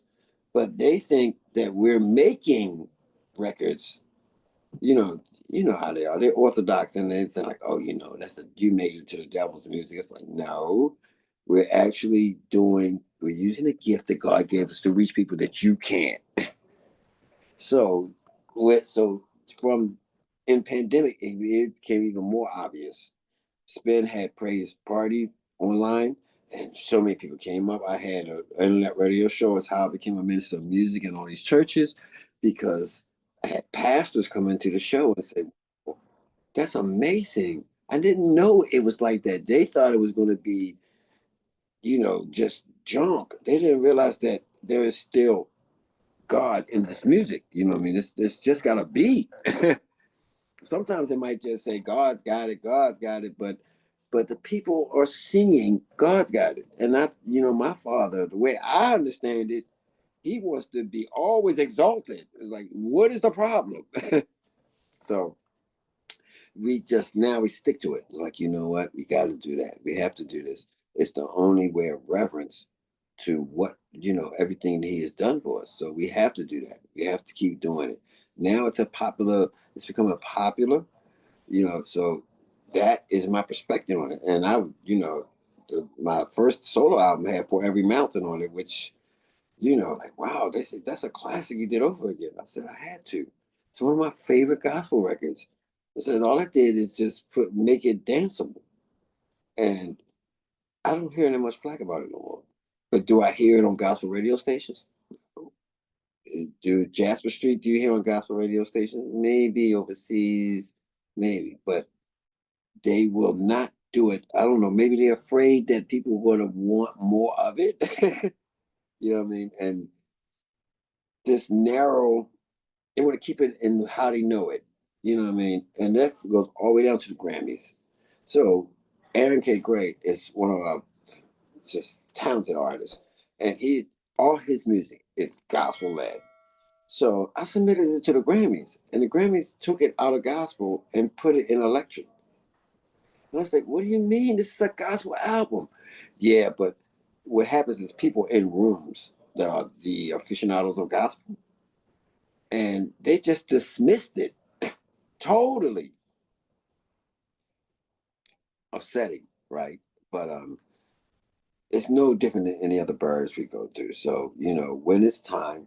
So I really like in pandemic, all of a sudden I noticed that I'm playing these gospel songs and I'm also editing sermons I can find online, what I mean, trying to make it fit. Like Jack has a groove, but actually, pieces that actually won't overtake music, but is motivating and leading you where it need to go. Yeah, the last thing I didn't want to turn to John 13. I didn't want that on a record, but I need to hear the inspiration stories. It's like you can lift your head up, go for God's got you. He will never let you down. And you put that on top of a willing audience, like a house audience. That's all our music does is say stuff like that. It's easy peasy. So all of a sudden I went viral and churches were calling me saying, would you come to our church? So I felt like, you know what? We on the right path. Thank you for that. How has Gospel House evolved since you started, both musically and culturally? Well, first of all, props due to the rest in peace Roman Anthony. Roman Anthony, 25, maybe even more years ago, was doing gospel records like that. So he did Testify and a whole bunch of other records when nobody else was doing that. And these records shaped the underground clubs because he knew how to put a beat, knew how to put funk on it. And so, Testify don't do nothing but have a choir holding a note to the whole thing. And maybe a couple of lead soloists and simple lines. But if you play Testify, you watch people actually catch the spirit. I don't want to say Holy Ghost because a lot of people call it different things. Catch the spirit, because no matter what, the words, the exaltation, the whole reverence for God is always needed, and then people come to music for that reason. So now, after he did that, I only wish I could do some of the things he did 25, 30 years ago. Like, wow. Now, I really did Express Yourself. Me and Spin did Express Yourself in New York. We did it over again with Jasper Street. And it took a lot of work just to capture what they did 50 years ago. I don't know, for the people that don't know what I'm talking about, this record was a regular gospel record with a beat, with a disco beat, but it had every bit of 6-minute drum break after it, where the drummer just went in. And we hunted this record down for years because people didn't catch on to it until after it was seen as day. So it's one of the most valuable records that you can find. Express Yourself, New York Community Choir. So, and we had to do it over again because that record I was playing still, because and sometimes just play the drum beat, the drum thing. There's something about a church drummer that a drum machine can't do. And we found that out when we had to try to redo Express Yourself. So for y'all, if you're listening, go listen to that record. Find the full version, and by the end of it, you'll be running down the aisle. Because God is not just in the lyrics, it's in the spirit. So when someone is feeling them, you can hear it in everything. And this record, still to this day, does that. So we still do it. If I could, I would do a lot more of it. But music is a business, so we do enough. You know what I mean? But we still have to. We still have to keep the lights on. We still have to do the other stuff. If we probably would do nothing but it if they would respect it and let it be for everyone. As far as the underground, we only can reach so far.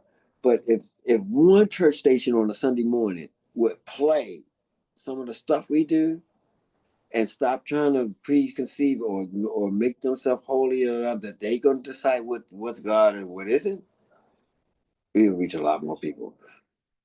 And artists like Kirk Franklin and all of them prove it. Like, you know what? He took Stomp and did all. How many times do we have to see that you're antiquated in your hymns. There's nothing wrong with your hymns and your classics, but but you have to adapt to the next generation. So you're gonna keep doing it. And some things, one thing I have learned is that just because it doesn't sell now doesn't mean it won't sell later. So a lot of stuff that we have done is going to be after we passed on, and then they're going to research it and say, "Wow!" But that's the whole purpose: is to outlive us. What do you think sets gospel house apart from other subgenres of house music? The pain. Um, Music historically, whenever, like right now, where this country is, in this kind of pain kind of moment, we're going to see the best music come out of this because it's needed. And out of oppression comes the best music. So you're going to hear the best records because it's needed. Because out of pain becomes these incredible records. So if you look at periods, like if you look at when Marvin was singing, we was going through civil rights. In his music, you could hear the pain. You could hear the fight, the fighting oppression, or the oppression actually making him a conduit. You know what I mean? You could hear it in every period of music. You can hear when the things are worse is when the music becomes the crutch. So because of what's going on now, we can right here music be a major crush. Major, major. Because in its expression, nobody can condone it, jail it, lock it up, or say you can't do it. Yeah. I mean, who knows? Doge might. I don't know. I'm being funny, but it's historically proven that in the African American communities, in as every time, even as slaves, our music just was an escape. And whenever we sing in pain, it is just magical. It's just something about when it's true feelings that you need to get out. So, so the gospel house is the same thing. It's like I get more people that once told me, walk up the floor and say, "I'm not coming back to your club again if you play another gospel record." That's sacrilegious. Same people now are in the club saying, "Can you play that?"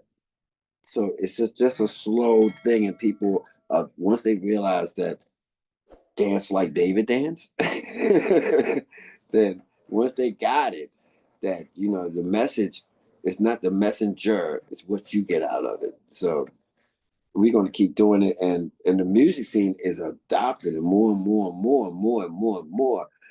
I can name so many in the past 6 years that just have phenomenal gospel records, just gospel records laden. Some come straight out and say God and Jesus, some just say heaven. It's the same thing. It's the same thing as saying a promised land. And in oppression, you need a promised land. Are there any misconceptions about gospel house you want to address? Any misconceptions? Yeah. Yes.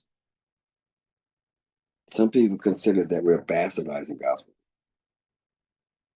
You know what I mean? Some people say, "Hey, you know what? You're not in church. We supposed to do it." Again, just privatization and trying to monopolize the sound. It's like, you know what? Just like I don't go around saying Ave Navita and say it's wrong. Like, how can y'all come to us and say this is wrong? Like, and so what I did is accept the call. When God started sending churches, and I started putting sermons on it, and an amazing thing happens. And I'm gonna share this. So I'm doing it as a DJ. I'm like, I love these gospel records, and all of a sudden, within a month or two, I'm crying while I'm playing, and I'm not turning the camera away. It's like, you know what? The Holy Spirit just boom, and and the more I just let it go, the more the audience was saying, "Go ahead, go ahead. That's all right, yo. It's okay. It's okay to release." And that showed me, like, you know what? This I never saw this coming. Is I mean, I didn't see this coming. And that just made it to some of the clips of me doing it is viral because there is people react to emotion. And you know, I lost my wife and all this kind of stuff. So when I'm playing a gospel record, it makes you dig deep down, and you know, in places that you would never go any other time. You know what I mean? The loss of your mother, the loss of your job, whatever it is, you find a sanctity, a safe place that you know what I can let go in this. So yeah, that's my story of how I just kept going. I don't know how I fit it in there between all the stuff I'm doing, but I just moved priorities. I said this is a priority because I wouldn't be here if it wasn't for him. Hmm. How do you personally define the spiritual aspect of Gospel House? How do I personally define or how to define it? Both. Well, all right, just my belief. You can call it Darwinism, whatever. Um, I believe I come from a culture of kings. All right. So this culture of kings was early on captured rhythm. So music is always a reflection of celebration or war. So gospel house kind of does that.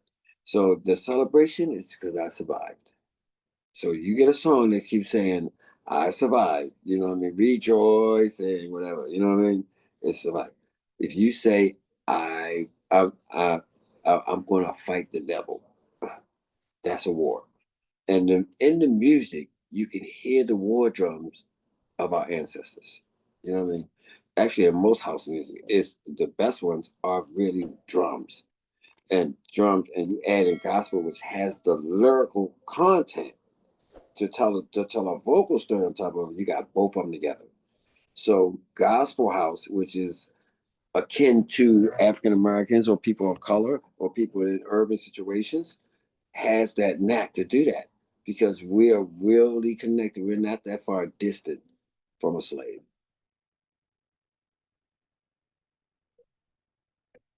Amen. Do you see yourself as a messenger or healer through your music? Why or why not? See myself as a message. As a Message. messenger or a healer through your music? Why or why not? I can't. I can't. I like to keep my humility in check. It's hard for me to take compliments. I think I was going to say to you earlier. I regret is that I never wanted to go out and be on front. I have been on so many teams, on so many records that's out right now. I am in the background doing the grunt work, you know what I mean, and stuff, and not pressing for credit or nothing like that. Because to me, this is a gift. How dare I put a price on it? Or do I let my ego do it? So I will go work with many people and they'll say, you on the credit. And I'll say, no. Because what you going to do? Only credit I could say is God gave me the did do it. Like I don't need that, and I wish I had some of that. You know what I mean? I had the kind of arrogance to say I created me and therefore I am a bad dude. So yeah, I just I never saw myself. I saw myself as a vessel. You know what I mean? Because I've had many people come up and just hug me and I'd have to in a club step to the side and pray with them. So the music helped me to become more of a minister, more of a testimony of what he can do, and people only come up to people like that when they trusted that this person is going to fill me with something. So in that way, a messenger. Because I've helped many of people, men and women, who said, "I just lost my mother." And I have to pull them to the side and say, "Come here, come here, come here, come here," and bow our heads in the club, in the corner behind the speaker, and just say, "Look, I can't offer you anything as a man, but what we can do, we can pray to somebody that can." And there's their faces light up afterwards and say, "Dude, nobody has ever done that for me." I said, "I know it's kind of sad. You would think we would do that for each other at any time." So yes, I guess you can say that, but I'm just being at the right place and not being and having courage enough to go ahead and embrace somebody and offer them the one thing I value more than anything in the world, and that's my father. So like, so how can I say I love you or care about you, and then offer you the best thing I can help you out in your situation? Amen. How do you hope listeners feel after experiencing your music? Um,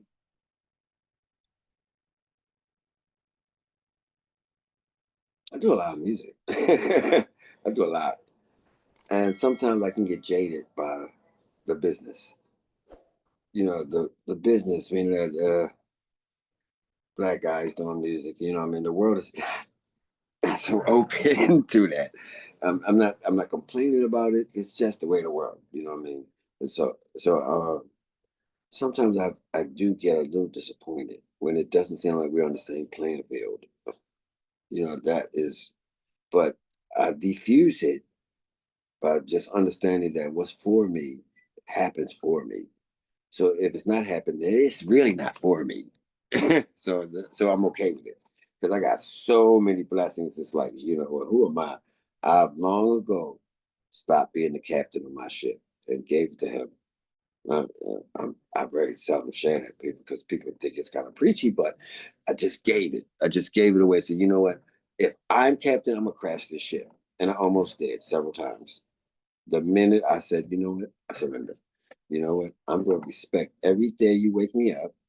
I'm going to go ahead and do the most I can to what would Jesus do? I know it sounds kind of cornball to say that line, but to go out here and be able to take a slap in the face and just turn my other cheek and say, yeah, so what? You know what I mean? Hey, go ahead. You didn't kill me, you know what I mean? And you're going through something, your attack is not on me. It's really you trying to say something out of yourself to find a way. And I noticed that I can do it. I can take it. I can diffuse an enemy that says, I can't stand that brother. And I can just wait and just say and just never stop being open. And eventually I can that person is gonna change. So that makes me the person to go out and go out be attacked and say, hey, you don't have any talent, or hey, you just lucky. I was like, well, that's a whole lot of luck. Like, yeah, well, people are over exaggerating you. Like, yeah, whenever, okay, you know what? You have never seen me go for $1. And I don't go around saying, hey, I got this. I don't drive around a big fancy car saying, hey, I got 3 gold records and many, many awards. I don't do that because what's that for? It's like, you know what? I didn't earn them. They was given to me. And as long as I'm staying on this path, all I'm going to tell people is that, look, if you like how this looks on me, I can tell you where to get it. That's all it is. I ain't preaching to you.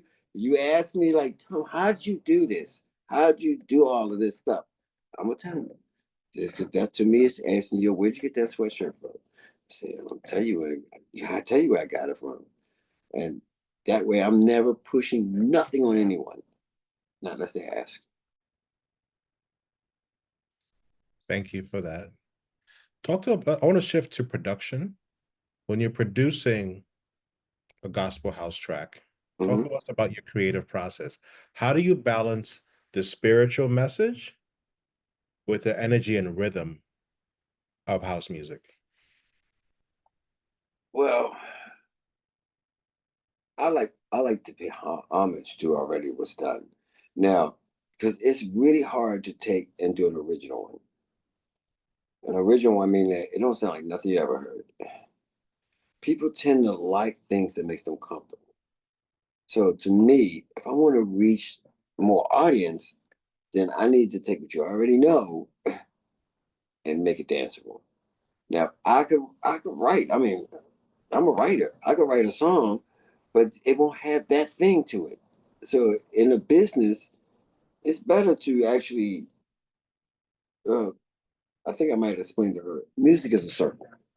So you be around long enough, you'll start hearing the same thing over and over again. You to be around long enough, you start hearing the same thing. I can. listen to gospel music on Sundays, I hear the same record over and over again, but it's not the same record. It's just the same thing that's going around, around, around. When we do gospel house music, we don't do that. We take our thing and apply that to it. You know what I mean? So right now we have a talented brother named DJ and he got this record where she is Whitney is screaming praise and worship. And the first time I heard it, I just said, "Well, that's just amazing. That's just amazing." To me, I'm more comfortable that than to hear modern producers do brand new records that have no connection except for it's got a great beat and I like the singer. Which you need way more than that to have a hit record. It has to have something extra that makes a record that is saying love God or I need help God or whatever. Because the dance floor is real picky. So for a record to make it in this business, in the popularity, it has to have something so significant that the people that love gospel house like it, and the people that don't.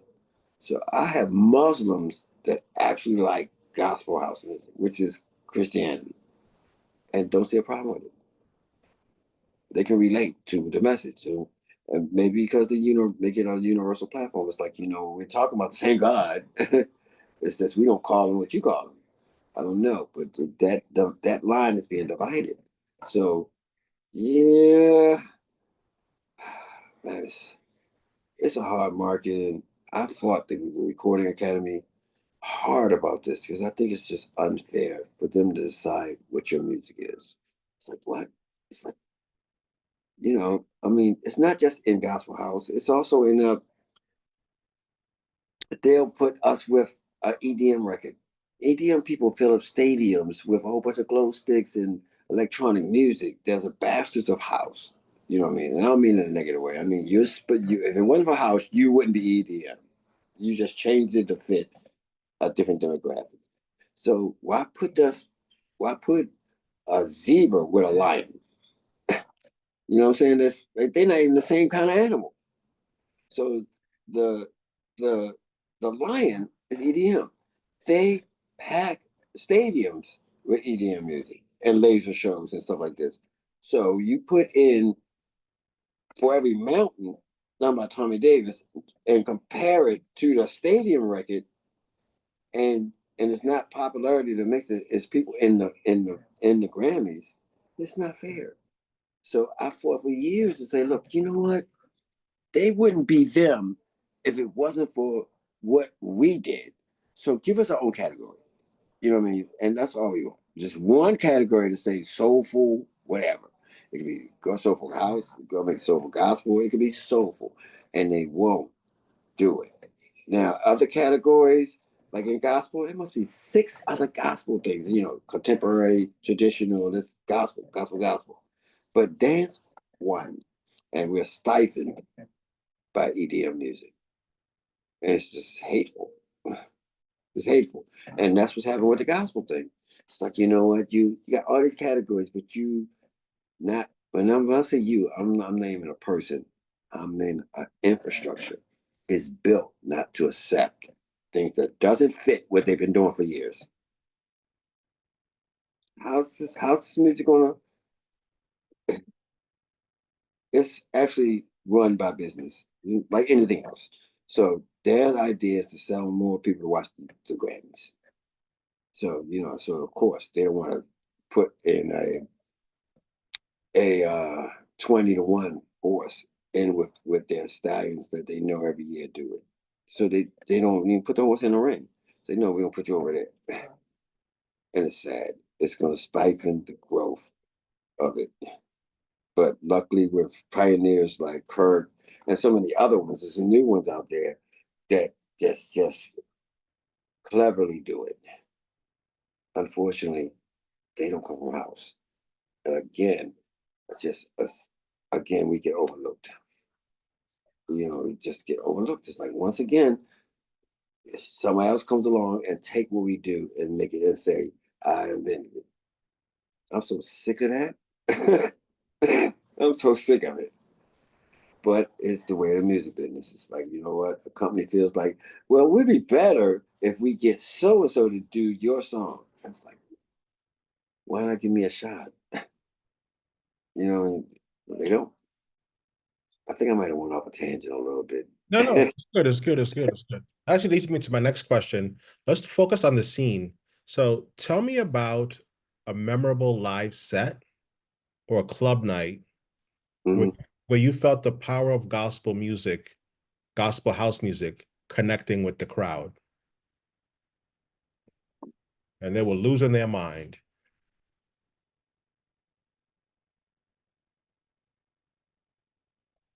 I got a lot of them. You said phenomenal because I play a lot of gospel house all the time. So give me But more than one. It doesn't have to be one. Give me like 4 or 5. okay, one of the first house ones was a record called "We Fall Down." That somebody mastered a beat. David So David Harness, I think, remixed it.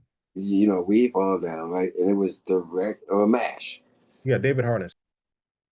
It would surprise people the first time. But by while I'm playing it, I'm watching people standing like this, you know what I mean, with their eyes closed. And I was like, wow, that's powerful. You know, that's really powerful.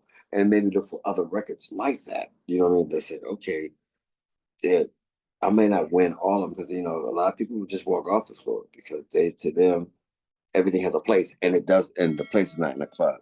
So I'm playing that record and I was playing a Don Tallman record, but it wasn't a gospel record, but it was motivational. So to me, what I do is take gospel and take motivational records and put them together because both of them are saying uplifting subjects. And so therefore, until I can get to hire Vanessa Mitchell or or um, uh, or not the clock, yeah, you bought the sunshine, or get those other records. I have to convince them that I'm not going to stay there. You know what I mean? Like, like, you know what?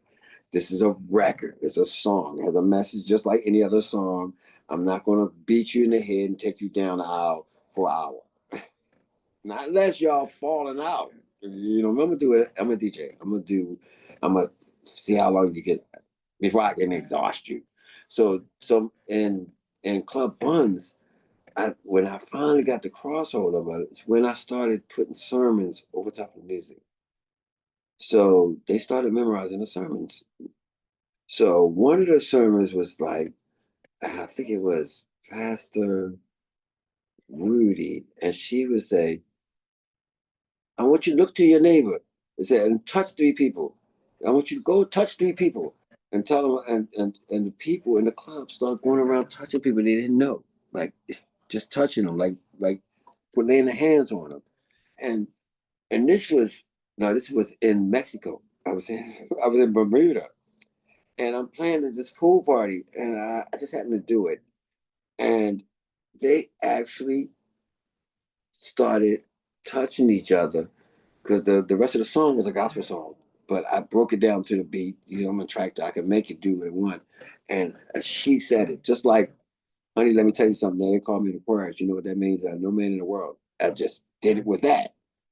And so they posted it they posted it, and this thing went crazy. It was like, what is this record? You know what I mean? But you could see they were they were hyping up. You know, at first they was slowly touching 3 people, and then the next you know, they were running around trying to find other people to touch, where they were sitting down or nothing like that. I was like, wow. I said, that is powerful. And I wouldn't have noticed, like I said, I don't remember I'm in a place, I'm not thinking until they showed me the clip. And I was like, wow, that's incredible. And that's when I accepted, like, you know what? No other DJ plays sermons. And it might take me 3 hours to take a sermon down, a 2 hour sermon down to be able to fit in a perfect slot in a club record. And that thing made me every time if I go to Bermuda or say I'm coming, they all show up dignitaries. It's like, you know what, this brother's anointed. And I just blush like, well, yeah, that's my father, because I didn't plan that. I just did it because I have a lot, and favorites are Pastor Rudy and Sarah Jakes and um, uh, some more. It's a couple more. I mean, TD, of course, but I was playing TD so much. People said, "Do you have anybody else besides TD Jakes?" Because he's such a powerful orator. You know what I mean? He's just powerful, and he was the first to how I got comfortable with it. So it just kind of compounded the music with spoken word. So any DJ, any house DJ knows that in the beginning it was Jack. It's really a sermon. It's really a sermon. And Jack had a groove, and from this groove, we're gonna groove all the grooves. You may be black, you may be white, you may be Jew or Gentile. It's like a sermon. So, like, so well, to me, it's like, well, why not use a real sermon like that? And that's how they got that. And that every time I think about going to Bermuda, they say, let us know. We'll set it up because we got people asking when you're coming back. That's incredible. Like, Have you ever witnessed someone in the audience have a transformative experience because of your music? yeah. Um, that is it. A friend of mine was Keith from Atlanta, another DJ. And I didn't know it because I just thought he was dancing until I watched the clip. He is actually tears running from his face. He started it, and the other ones received it because it was pure from him, and they received it. So I watched that happen, and he had to sit down afterwards and just calm himself down. Some people are real receptacles for the spirit. You know what I mean? They're open enough to accept it. So him, and most of the time it's people that are hurt, and they don't show it. You know, I've had people go out to their car and later tell me like, "Yo, you made me leave." After that, I couldn't get myself together, and they went to the car. You know, I'm trying to go. I've never seen nobody where they had to get the ladies with the gloves. No, I've never seen that, but I would miss it anyway. It's too many people. You know what I mean? And a lot of people would take that as being contrived. So I've never seen that. Uh, Twice I played and somebody went out the club and died, but I don't know what it caused, what made that happen. But I was playing a lot of gospel house, and if you got a lot of pain, it's going to do it. It's just going to do it. Even if I just play the classics that's already there, it's going to do it. But I've never witnessed it where like somebody just fall on the floor in the Holy Spirit and they out there shaking and speaking in tongues. No. I want to go off topic. I was talking to a brother who I'll leave nameless because he doesn't want to be interviewed on Bounce. But, you know, he brought up something, and I'd love to get your take on this. He Yes. said the only way you can truly connect with and understand soulful house and gospel house music is from pain. And those of us that really connect with this music on a next level, not EDM shit, I'm talking about like really Yeah. good music, Mhm. have some kind of pain inside. Talk about that, please. I mean, you know, I just did. I mean, do you want me to reiterate more about how it all comes from pain? It all, even brighter days I'm looking for. That's pain. That is pain. You know what I mean? It's just it's might as well say I mean listen, even in the records you don't even notice that it's saying lift me up, oh I want to lift me up. You know what? If your spirit is open, that's gonna do it. You're not gonna be stuck on ooh, oh, I, e, ooh. You're gonna listen to what she's saying. If you Barbara Tucker, she just beautiful people around the world. It's like it is a gospel song, really. So what I was saying earlier is that gospel house and pain is because it's triumphant. It's like, you know what? You could be beat down. You could be beat down. But you come out, I got people that will come to this club every week from 3 states because their life was hard. And when they will come in the club, they will come up and actually say, I'm here for church, pastor. Pass up with a double SA.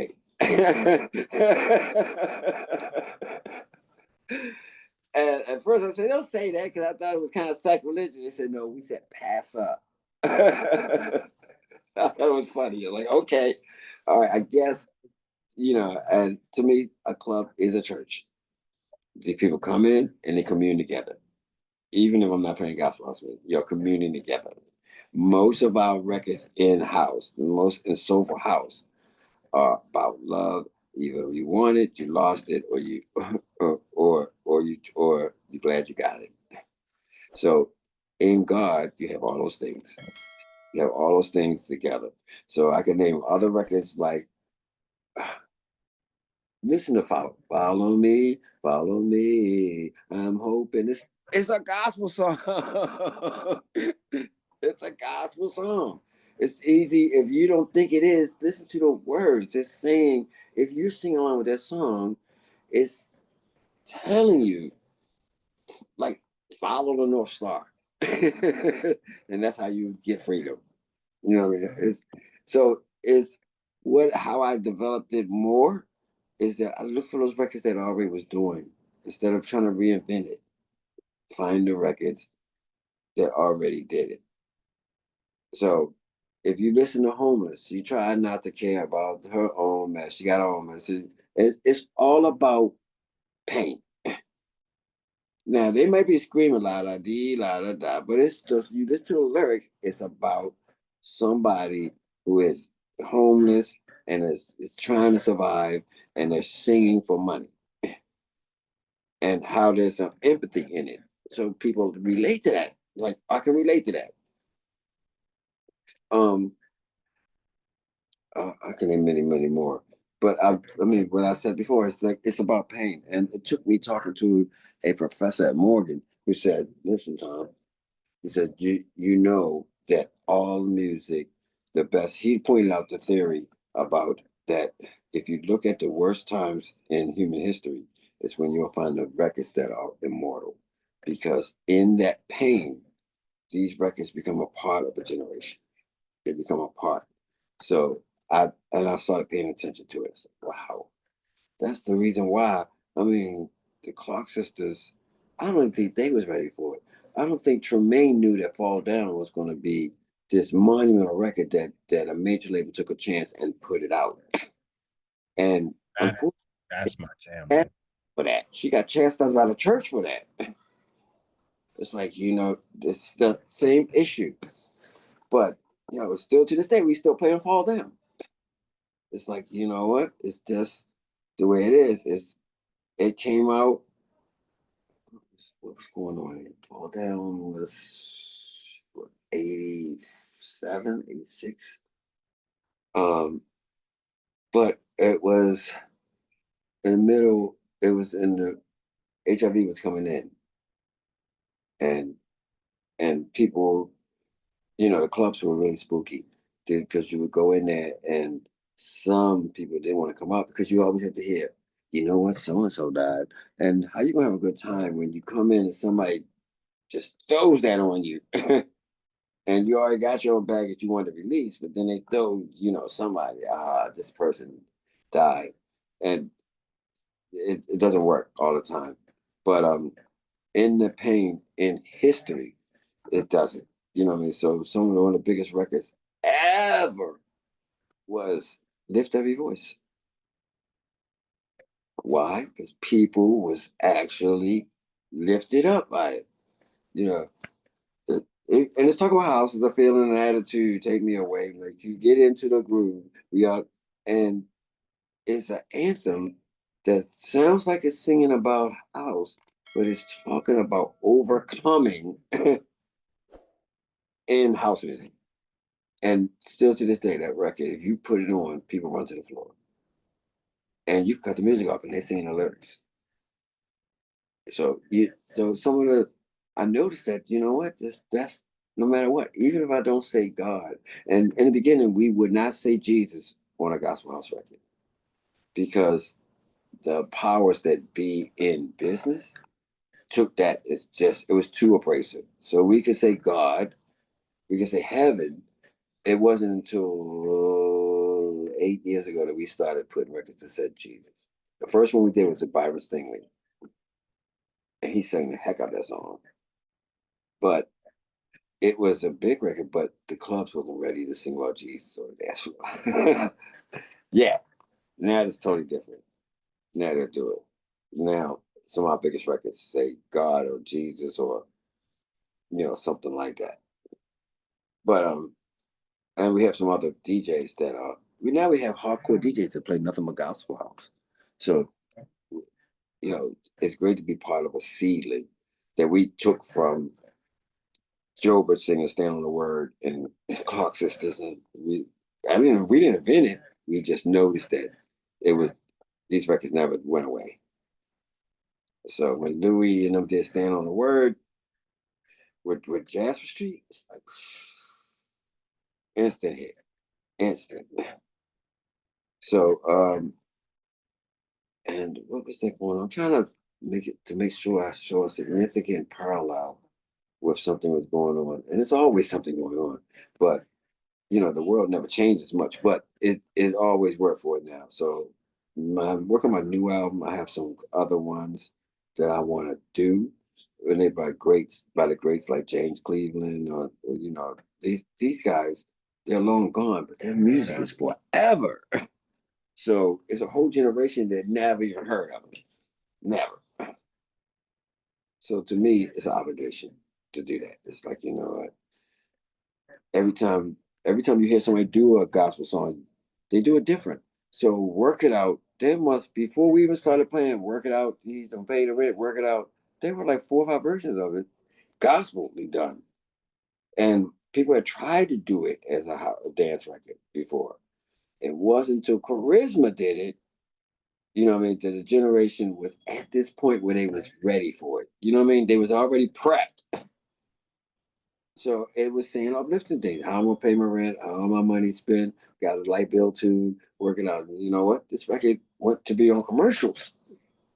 So we have arrived, but we still have a reluctant administration in office that don't want that to happen. And my personal opinion is because you can imitate a lot of stuff, but you can't imitate the pain of Black people. You can put a white face on anything or any other face. I don't want to make it a white thing. You can put up anything somebody on us besides us, but that's who felt more pain than an African American? Who? Not that many. And we still sing the pain. We still sing it. I mean, every day. So that answer enough for that. Oh, that's perfect. No, that's great. And then the last question, what Oh, did that's one. I want to be respectful of time. I know it's late over there. Um, what advice would you give the next generation of DJs and producers who are starting out today and want to follow in your footsteps with soulful and gospel house? That's 2 different genres. Advice. Understand the business. I understand. If you come in and you want to be a star, then that's what you want to be. Then you need to do whatever's at the moment. It might not be true to you, but if that's what you want, you just say, I need to become rich, then go ahead and, for lack of a better word, sell your soul to be it. Now, if it's what you already do, you're perfect. But why go out and try to be a star, not doing whatever is popular? So now, I'm off topic a little bit. Right now, if you're a new producer, Afro House is in. Listen to it, study it, know what's out there. So if you're going to just say, well, I just want to be me, but you don't know what's out there, you're doing yourself a disservice. So in dance, soulful, and gospel, You have to go out in dance and gospel. You have to go out and watch people what they're dancing to. You have to. I know many producers who just hear like, I don't know why my stuff not working, but they don't hang in a club. You don't have to hang. You have to go and feel the vibe. You have to feel what they're doing. And surprising enough, a lot of people don't do. They want to. Anybody can be a house producer, but if you don't know what the vibe is, if you're not going out and listen to various, not just one, various, then you'll never find yourself in it. So instead of you just sitting home, just church in your basement doing music and putting it out, it would do you a great service if you went out and heard what the other people are doing and find yourself in that. A lot of people don't do that at all. Remember, I'm speaking to young producers and DJs. Remember that it's a job, it's a business. So if you're a DJ, then you have to decide: do you want to play everywhere, or do you want to go make your mark as yourself? So if you just want to make your mark as yourself, don't be so hard on yourself. You know what I mean? Not everybody has this golden story of how you became black coffee overnight. It's just not gonna. It just doesn't happen for all. Just like in any other genre, you don't see many hip hop stars because guess what? There are millions, but you only see a few that make it to that top level. Same thing for house music. I've spent and many people that you know you got OGs like Trey Chandler, Osolande, David Harness, I mean Terry Hunter, I mean many of them, Mark Francis, a lot of people out there that are your competition. So if you're saying I want to do house music, you need to understand what works for them. I'm not saying do it, but understand what works for them. You can't go wrong by knowing that information. You don't have to buy the records. You can just go listen to what they put out. Listen to what and understand what makes it work. It's still just numbers.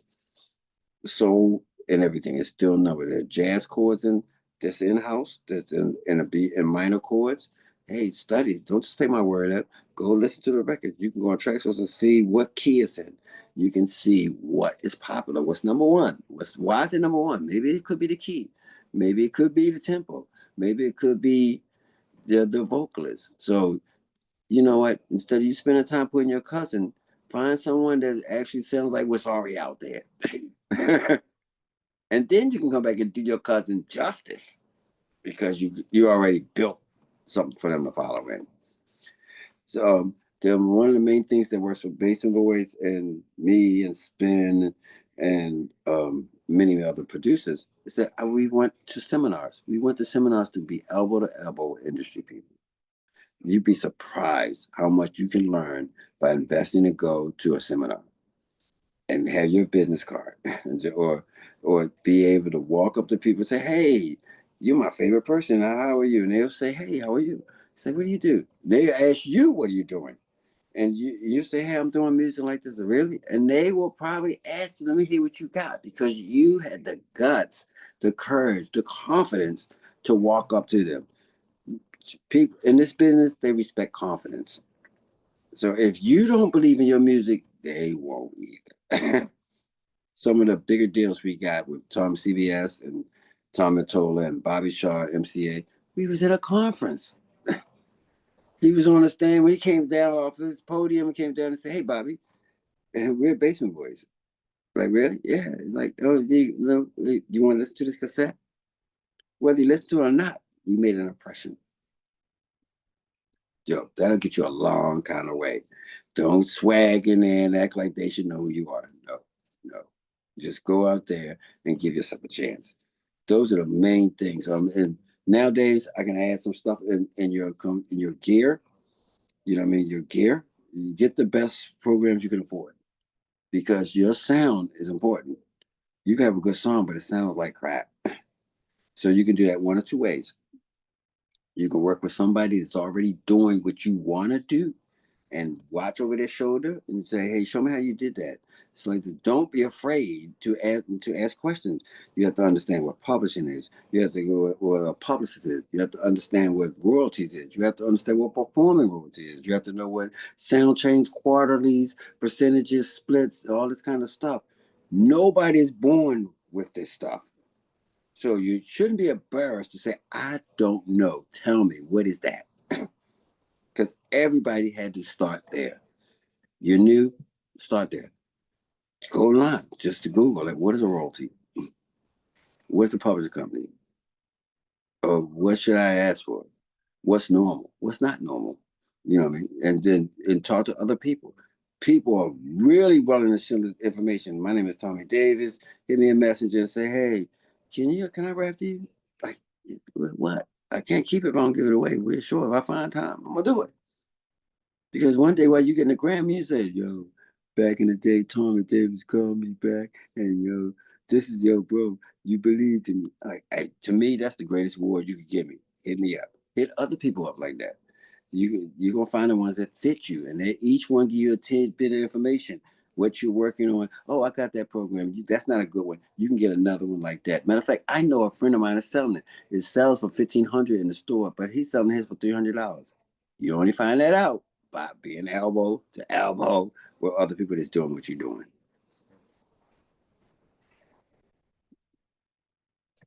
That's it in a nutshell. I keep going on, but too much is worse. No, thank you. This was fantastic. And then the last question. If people want to book Thommy Davis for their next gig, should they hit you up on Instagram, or how's the best way to holler at you? Yeah, I'm not an Instagram person. All right. It's just too much going on. Every time I go in there, I mean, I do have an Instagram. Instagram is DJ Thommy Davis. That's DJ Thommy Davis. Eventually, I'll get to it, but right at this point, I don't have a secretary. I don't have a manager. You know what I mean? It's just been going along. But the best way is to hit Tracy Stevens, because she normally, if I send somebody to tell people that, her name is Tracy Stevens, and she's my right hand on doing a lot of stuff. People think she's my wife, but she is a task manager. You know what I mean? Where I'm a overrun of doing so many things from movies to books and all that kind of stuff to a disadvantage. So you can hit my 3 pages. One is Thomas Davis. That's my personal one. You can send me messages on that, or you could go to my group page following Thommy Davis. That's again Thommy Thommy from Thomas Thommy Davis, or you could go to my DJ page, which is DJ Thommy Davis. Um, your best response would be hit all three. There's no such thing as oversaturating. You want me to hear your demo? Yo, hit it. If you wanted to go on Quantize, go to demo at Quantize Recording and send your demo, MP3, please, or SoundCloud link. You know what I mean? We will resume Talent Tuesdays. And I'm always trying to listen. If you just want me to listen, say, what do you think I should do? So hit me up. I don't mind at all. Because this body is running out of time. But what I give to you is gonna live long past me. I mean, I guess the last question.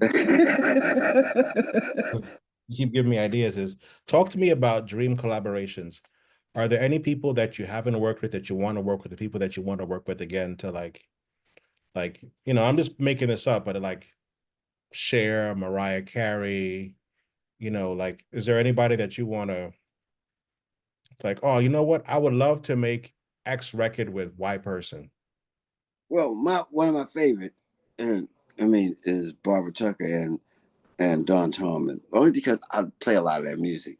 So whenever I'm with them, they just fall out and say, "Tom, why are you blushing?" I said, "Because y'all don't know what y'all mean to me." And Don and them and Nesby and who I really want to work with is Shaka Khan. And just one record that would be nice. I would try to just give you a underground dance record. I think for artists is like them, you know what? You with the right underground dance team, you can have a record that'll outlive your R&B records, outlive it forever. We're still playing like for Shaka. We're still playing "I Know You, I Live You." We're still playing "Clouds." We're still playing "I'm Everyone." We're still playing all your records. So artists like that. You know what I mean? I'll be killed for. I love Lisa Fisher. I would love to work with her. You know what I mean? That I want to work with that I've done it. We've worked with Monique Bingham, I've done that, and a whole bunch of. But there's some unconventional ones. Unconventional meaning that that I would kill to work with. Martha Wash, I've had a chance to, you know what I mean? But I would love to keep working with all of them, including Barbara. Barbara's such a spiritual uplifting. She's just her heart is in the right place, and she is the diva of it. You know what I mean? She just has the magic of favor with with her records. And um, give me a second. I can't touch the Mariah Careys or nothing like that because they want too much business, and I aim at the club. And that's if you want to cross the board thing, you have to aim at something else besides the club to do that. It's about the name of the producer on it. You know what I mean? It's very political. You know what I mean? So I would love to work with Diana Ross, man. Patti LaBelle. It's like, just one record, just one, just one, just one. Because we would put our heart and soul in it. And we put you with the best producers to actually do it and to make this record become a staple in soulful house music. But they're hard to. It's a who So if you know these people, hey, hit my page and say, hey, I heard you say that. I was like, okay, you know what I mean. Some people are gone. Um, I think Melissa Morgan is still around. Um, I love Mary J. Blige. You know what I mean? I love her. You know what I mean? She has every dollar texture that's me.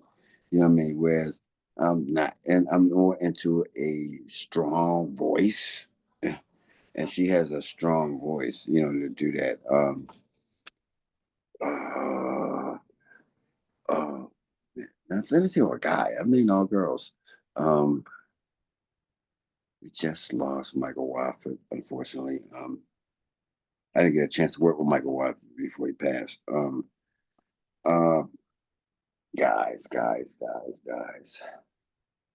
Unfortunately, the guys are too big. You know what I mean? They never want to come back to the underground. You know what I mean? It was the only way you can do those bigger names is if you are after the record is out and they want to put it out and only ship it to the underground club. They don't never it never goes any further. It depends who you know. The business is still very much who you know and whose name is on the project. To me, I just want to do a great record with you. Like, hey, there's some gospel artists that would kill, for Shirley Caesar, would kill to work with her. You know what I mean? Instead of having people keep sampling your stuff, why don't you just work with what I was in the first place? It'll work. Um, of course, any Clark, any one of the Clark, Sharon, Karen, it don't make a difference. Any one of them, all the way down to Twinkie, like like okay, you know what? We would love to work with you. We would love to do it. We would find a line that you're comfortable crossing, and you would open doors for us, and we could open doors to another audience, and our Father would not be mad at all that you are starting to aim outside of the temple, which to me that's what I mean. You know what I mean? Aim outside of the temple. I mean, like, you know what? You same people come to church every Sunday. You're already singing to them. Why are you going to aim outside the church? And that way bring more people in it. Um, oh man, what's my man name? Oh, wait a minute. Ricky Dillard. Dude, he started off at House, believe it or not. And he did Ass, Stevie Wonder song on Trax Records. But he's turned to just a phenomenal gospel thing. I mean, I must play a lot of his mashes of stuff. I would love to work with him too. Just really. Hezekiah, of course. Uh, oh, there's a whole bunch of names. You just call me off guard. But in the gospel market, if they're courageous enough, it's kind of hard because the old churches and the people on the front row still control the strings. They don't want you to do that because I don't know why, but it is what it is. So perhaps one of you guys, like Hezekiah or anyone else, after you put the record out and you want to hit that market, that's when you should come to us and say, hey, you know what, this record's already big, and instead of me watching laptop DJs go on Bandcamp and do it, how about if I come to you in the first place? Done. Done. You know, put you in the best studios, give you the best sound, and work with you on the project. I think I named a lot already. I'm not interested in the shares or nothing like that. Call me biased to the texture of African American people. I just like their texture. Uh, what's my girl name? Kristen Aguilera. I love her texture. She would kill a club house or a soulful house record. She would kill it. She has the right tone to do it. Unfortunately, house music now is not given much thought to the actually overpowered vocalists. Now, most of the people sing like they're on drugs, you know. Yeah. Not to say I'm against it, but I think it's a reason. I know exactly what you mean. It drives me insane. Right. It's a reflection of the age of the people that have aged out. So where we used to have Lily Holloway scheming right on time or hit and run, you know, all that kind of stuff. Now we have people singing Superman, Superman, and you know, and it fits the demographics of people on the dance floor. That's all they want to do is because they don't want to sweat or they don't want to hurt themselves or whatever. So there's nothing wrong with it. It's adjusting with the times. But the divas that you know could kill American Idol and all that kind of stuff, love all of them. Love Fantasia or something like that. Why? Because she can do what nobody else is doing. You know what I mean? You can reach the level of a Lee Holloway or Rochelle Fleming or you know these great phenomenal singers. You know, I think I covered a lot, and this has been a great for those people that even this has probably been pretty long. I really appreciate you, and I'm an open book of anything. Most of the opinions I've said are just my opinions, and if we're having a casual conversation, and of course, there's gonna be some things I thought I wish I hadn't said so directly, but hey, my man said he wanted me to be fluent and be direct and raw, and that's what I gave you. Hope I didn't set none of you. It's just my opinion. All right. No, thank you so much, Tommy. I appreciate you. If you're ever in LA, let me know. Oh yeah, you coming to LA. Yeah. Yeah, Yeah. let me know when and I'll support. And then yeah, if I'm ever in Baltimore, uh I'd love for you to give me a production lesson, just watch you in the studio, you know. That's a popular question, and productions is like it's like a bedroom for producer, and it's group dynamics. So if I'm working with this person and I got to get them to open up, you come in and they not opening up now, and you I know exactly what you mean. Yes, I know exactly what. every time just one person can change the dynamics of the whole session. Yeah, one different element changes the complete. I know that as a photographer as well. Like you could be doing a shoot and then one person, different energy or whatever, it just changes the energy, the vibe. I know exactly what you mean. I know exactly. It happens with musicians. It happens with vocalists. It happens with an engineer because now he's trying to, yeah, well, and he's doing like this. Yeah, well, you know, I do this every day. And, like he's not focusing. He's all of a sudden got a new dynamic in the room. And of course, if you're sitting there, he's going to say something to you just so he can talk to you to make you feel comfortable in the room. That is a lost couple hours. It's not always a waste, but what happens is people just start having they have closed sessions, especially since pandemic. So now people don't want to be in rooms with unnecessary personnel. No, I get it. I get it. No, it totally makes sense for the production thing. Yeah, So yeah. thank you so much. I appreciate you. I'll keep you posted as these go live and we'll be in touch for sure. Thank you so Now much. do a cheap shot. Okay. Um, in Hudson bookstores and Books a Million, you can get my the first book that's out. you know what I mean, this is just low promotion. It's called The Book of Emily. It was something I did. It wasn't actually my first book, but it did really well. It got picked up by those wholesales. Look out for a movie called Music Liberated. Um, that's coming out. This has all the Baltimore local people and some people like Louis and Byron and some other close friends that just happen to be in it. And we're talking about Baltimore's story of house and how it began, similar to this kind of thing, but different perspectives from Alternate Tay, Crystal Waters, and a whole bunch of stuff in it. It should be out sometime next year. Um, you come to collect the mines in September. It's August 31st here. It's going to be really big. It's on the water. It's pretty huge, and it's a love fest. We also, if you're in Baltimore, there's another one in Towson. Just go to my page. You'll see all these kind of things. Also, the ministry would probably be on the church page if you're interested in finding out where I actually did church services, where it is a concert of just me and a church service. I'll post them on the page. I'll tell you where to go get those kind of announcements. A new album coming out in about 2 months on Quantize. They'll have my second new album. Look out for all new releases out now. Um, uh, there's some stuff I'm doing in community that is about where we are in this country. You know what I mean? I've started to become okay with raising my voice to do it. And a lot of people, it's going to be a powerful movement if it goes all the way through.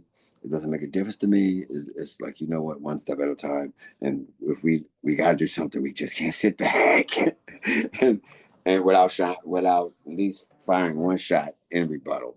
You know, and I don't mean a gun. I mean just fight. Uh, did I leave something else? A new book coming out called Bar Some of Many. And I'm leaving something out really major. Parties, California, Bermuda, cruise. There's a cruise called House at Sea that's coming up in November. You can go on my page or you can go House at Sea. Those are all the cheap promotions that I could go more, but I know these people, if they saw this clip and I did not do that. Like I said, it's never about me. It's about real community. And so where I help you, you help me, I help others, and we can actually make dance music, African American music. And when I say African American, it does not mean you got to be black. It means aim to the community of African Americans. So don't get it twisted. There's no hate to another race. One of the most resilient thing we as African Americans do is we cannot hold a grudge. No other race can say that. And we got a big grudge we could be holding. So pride yourself on that. All right. Keep going and don't let them taint you, or make you feel like you need to be like they are. No, they're corrupt. And their process to actually become a human, it's going to be much longer than ours. And we've been through some stuff. Stay strong. And hey, thank you for listening to this show. Thank you so much, Thommy. I appreciate you. You have a good evening. All right.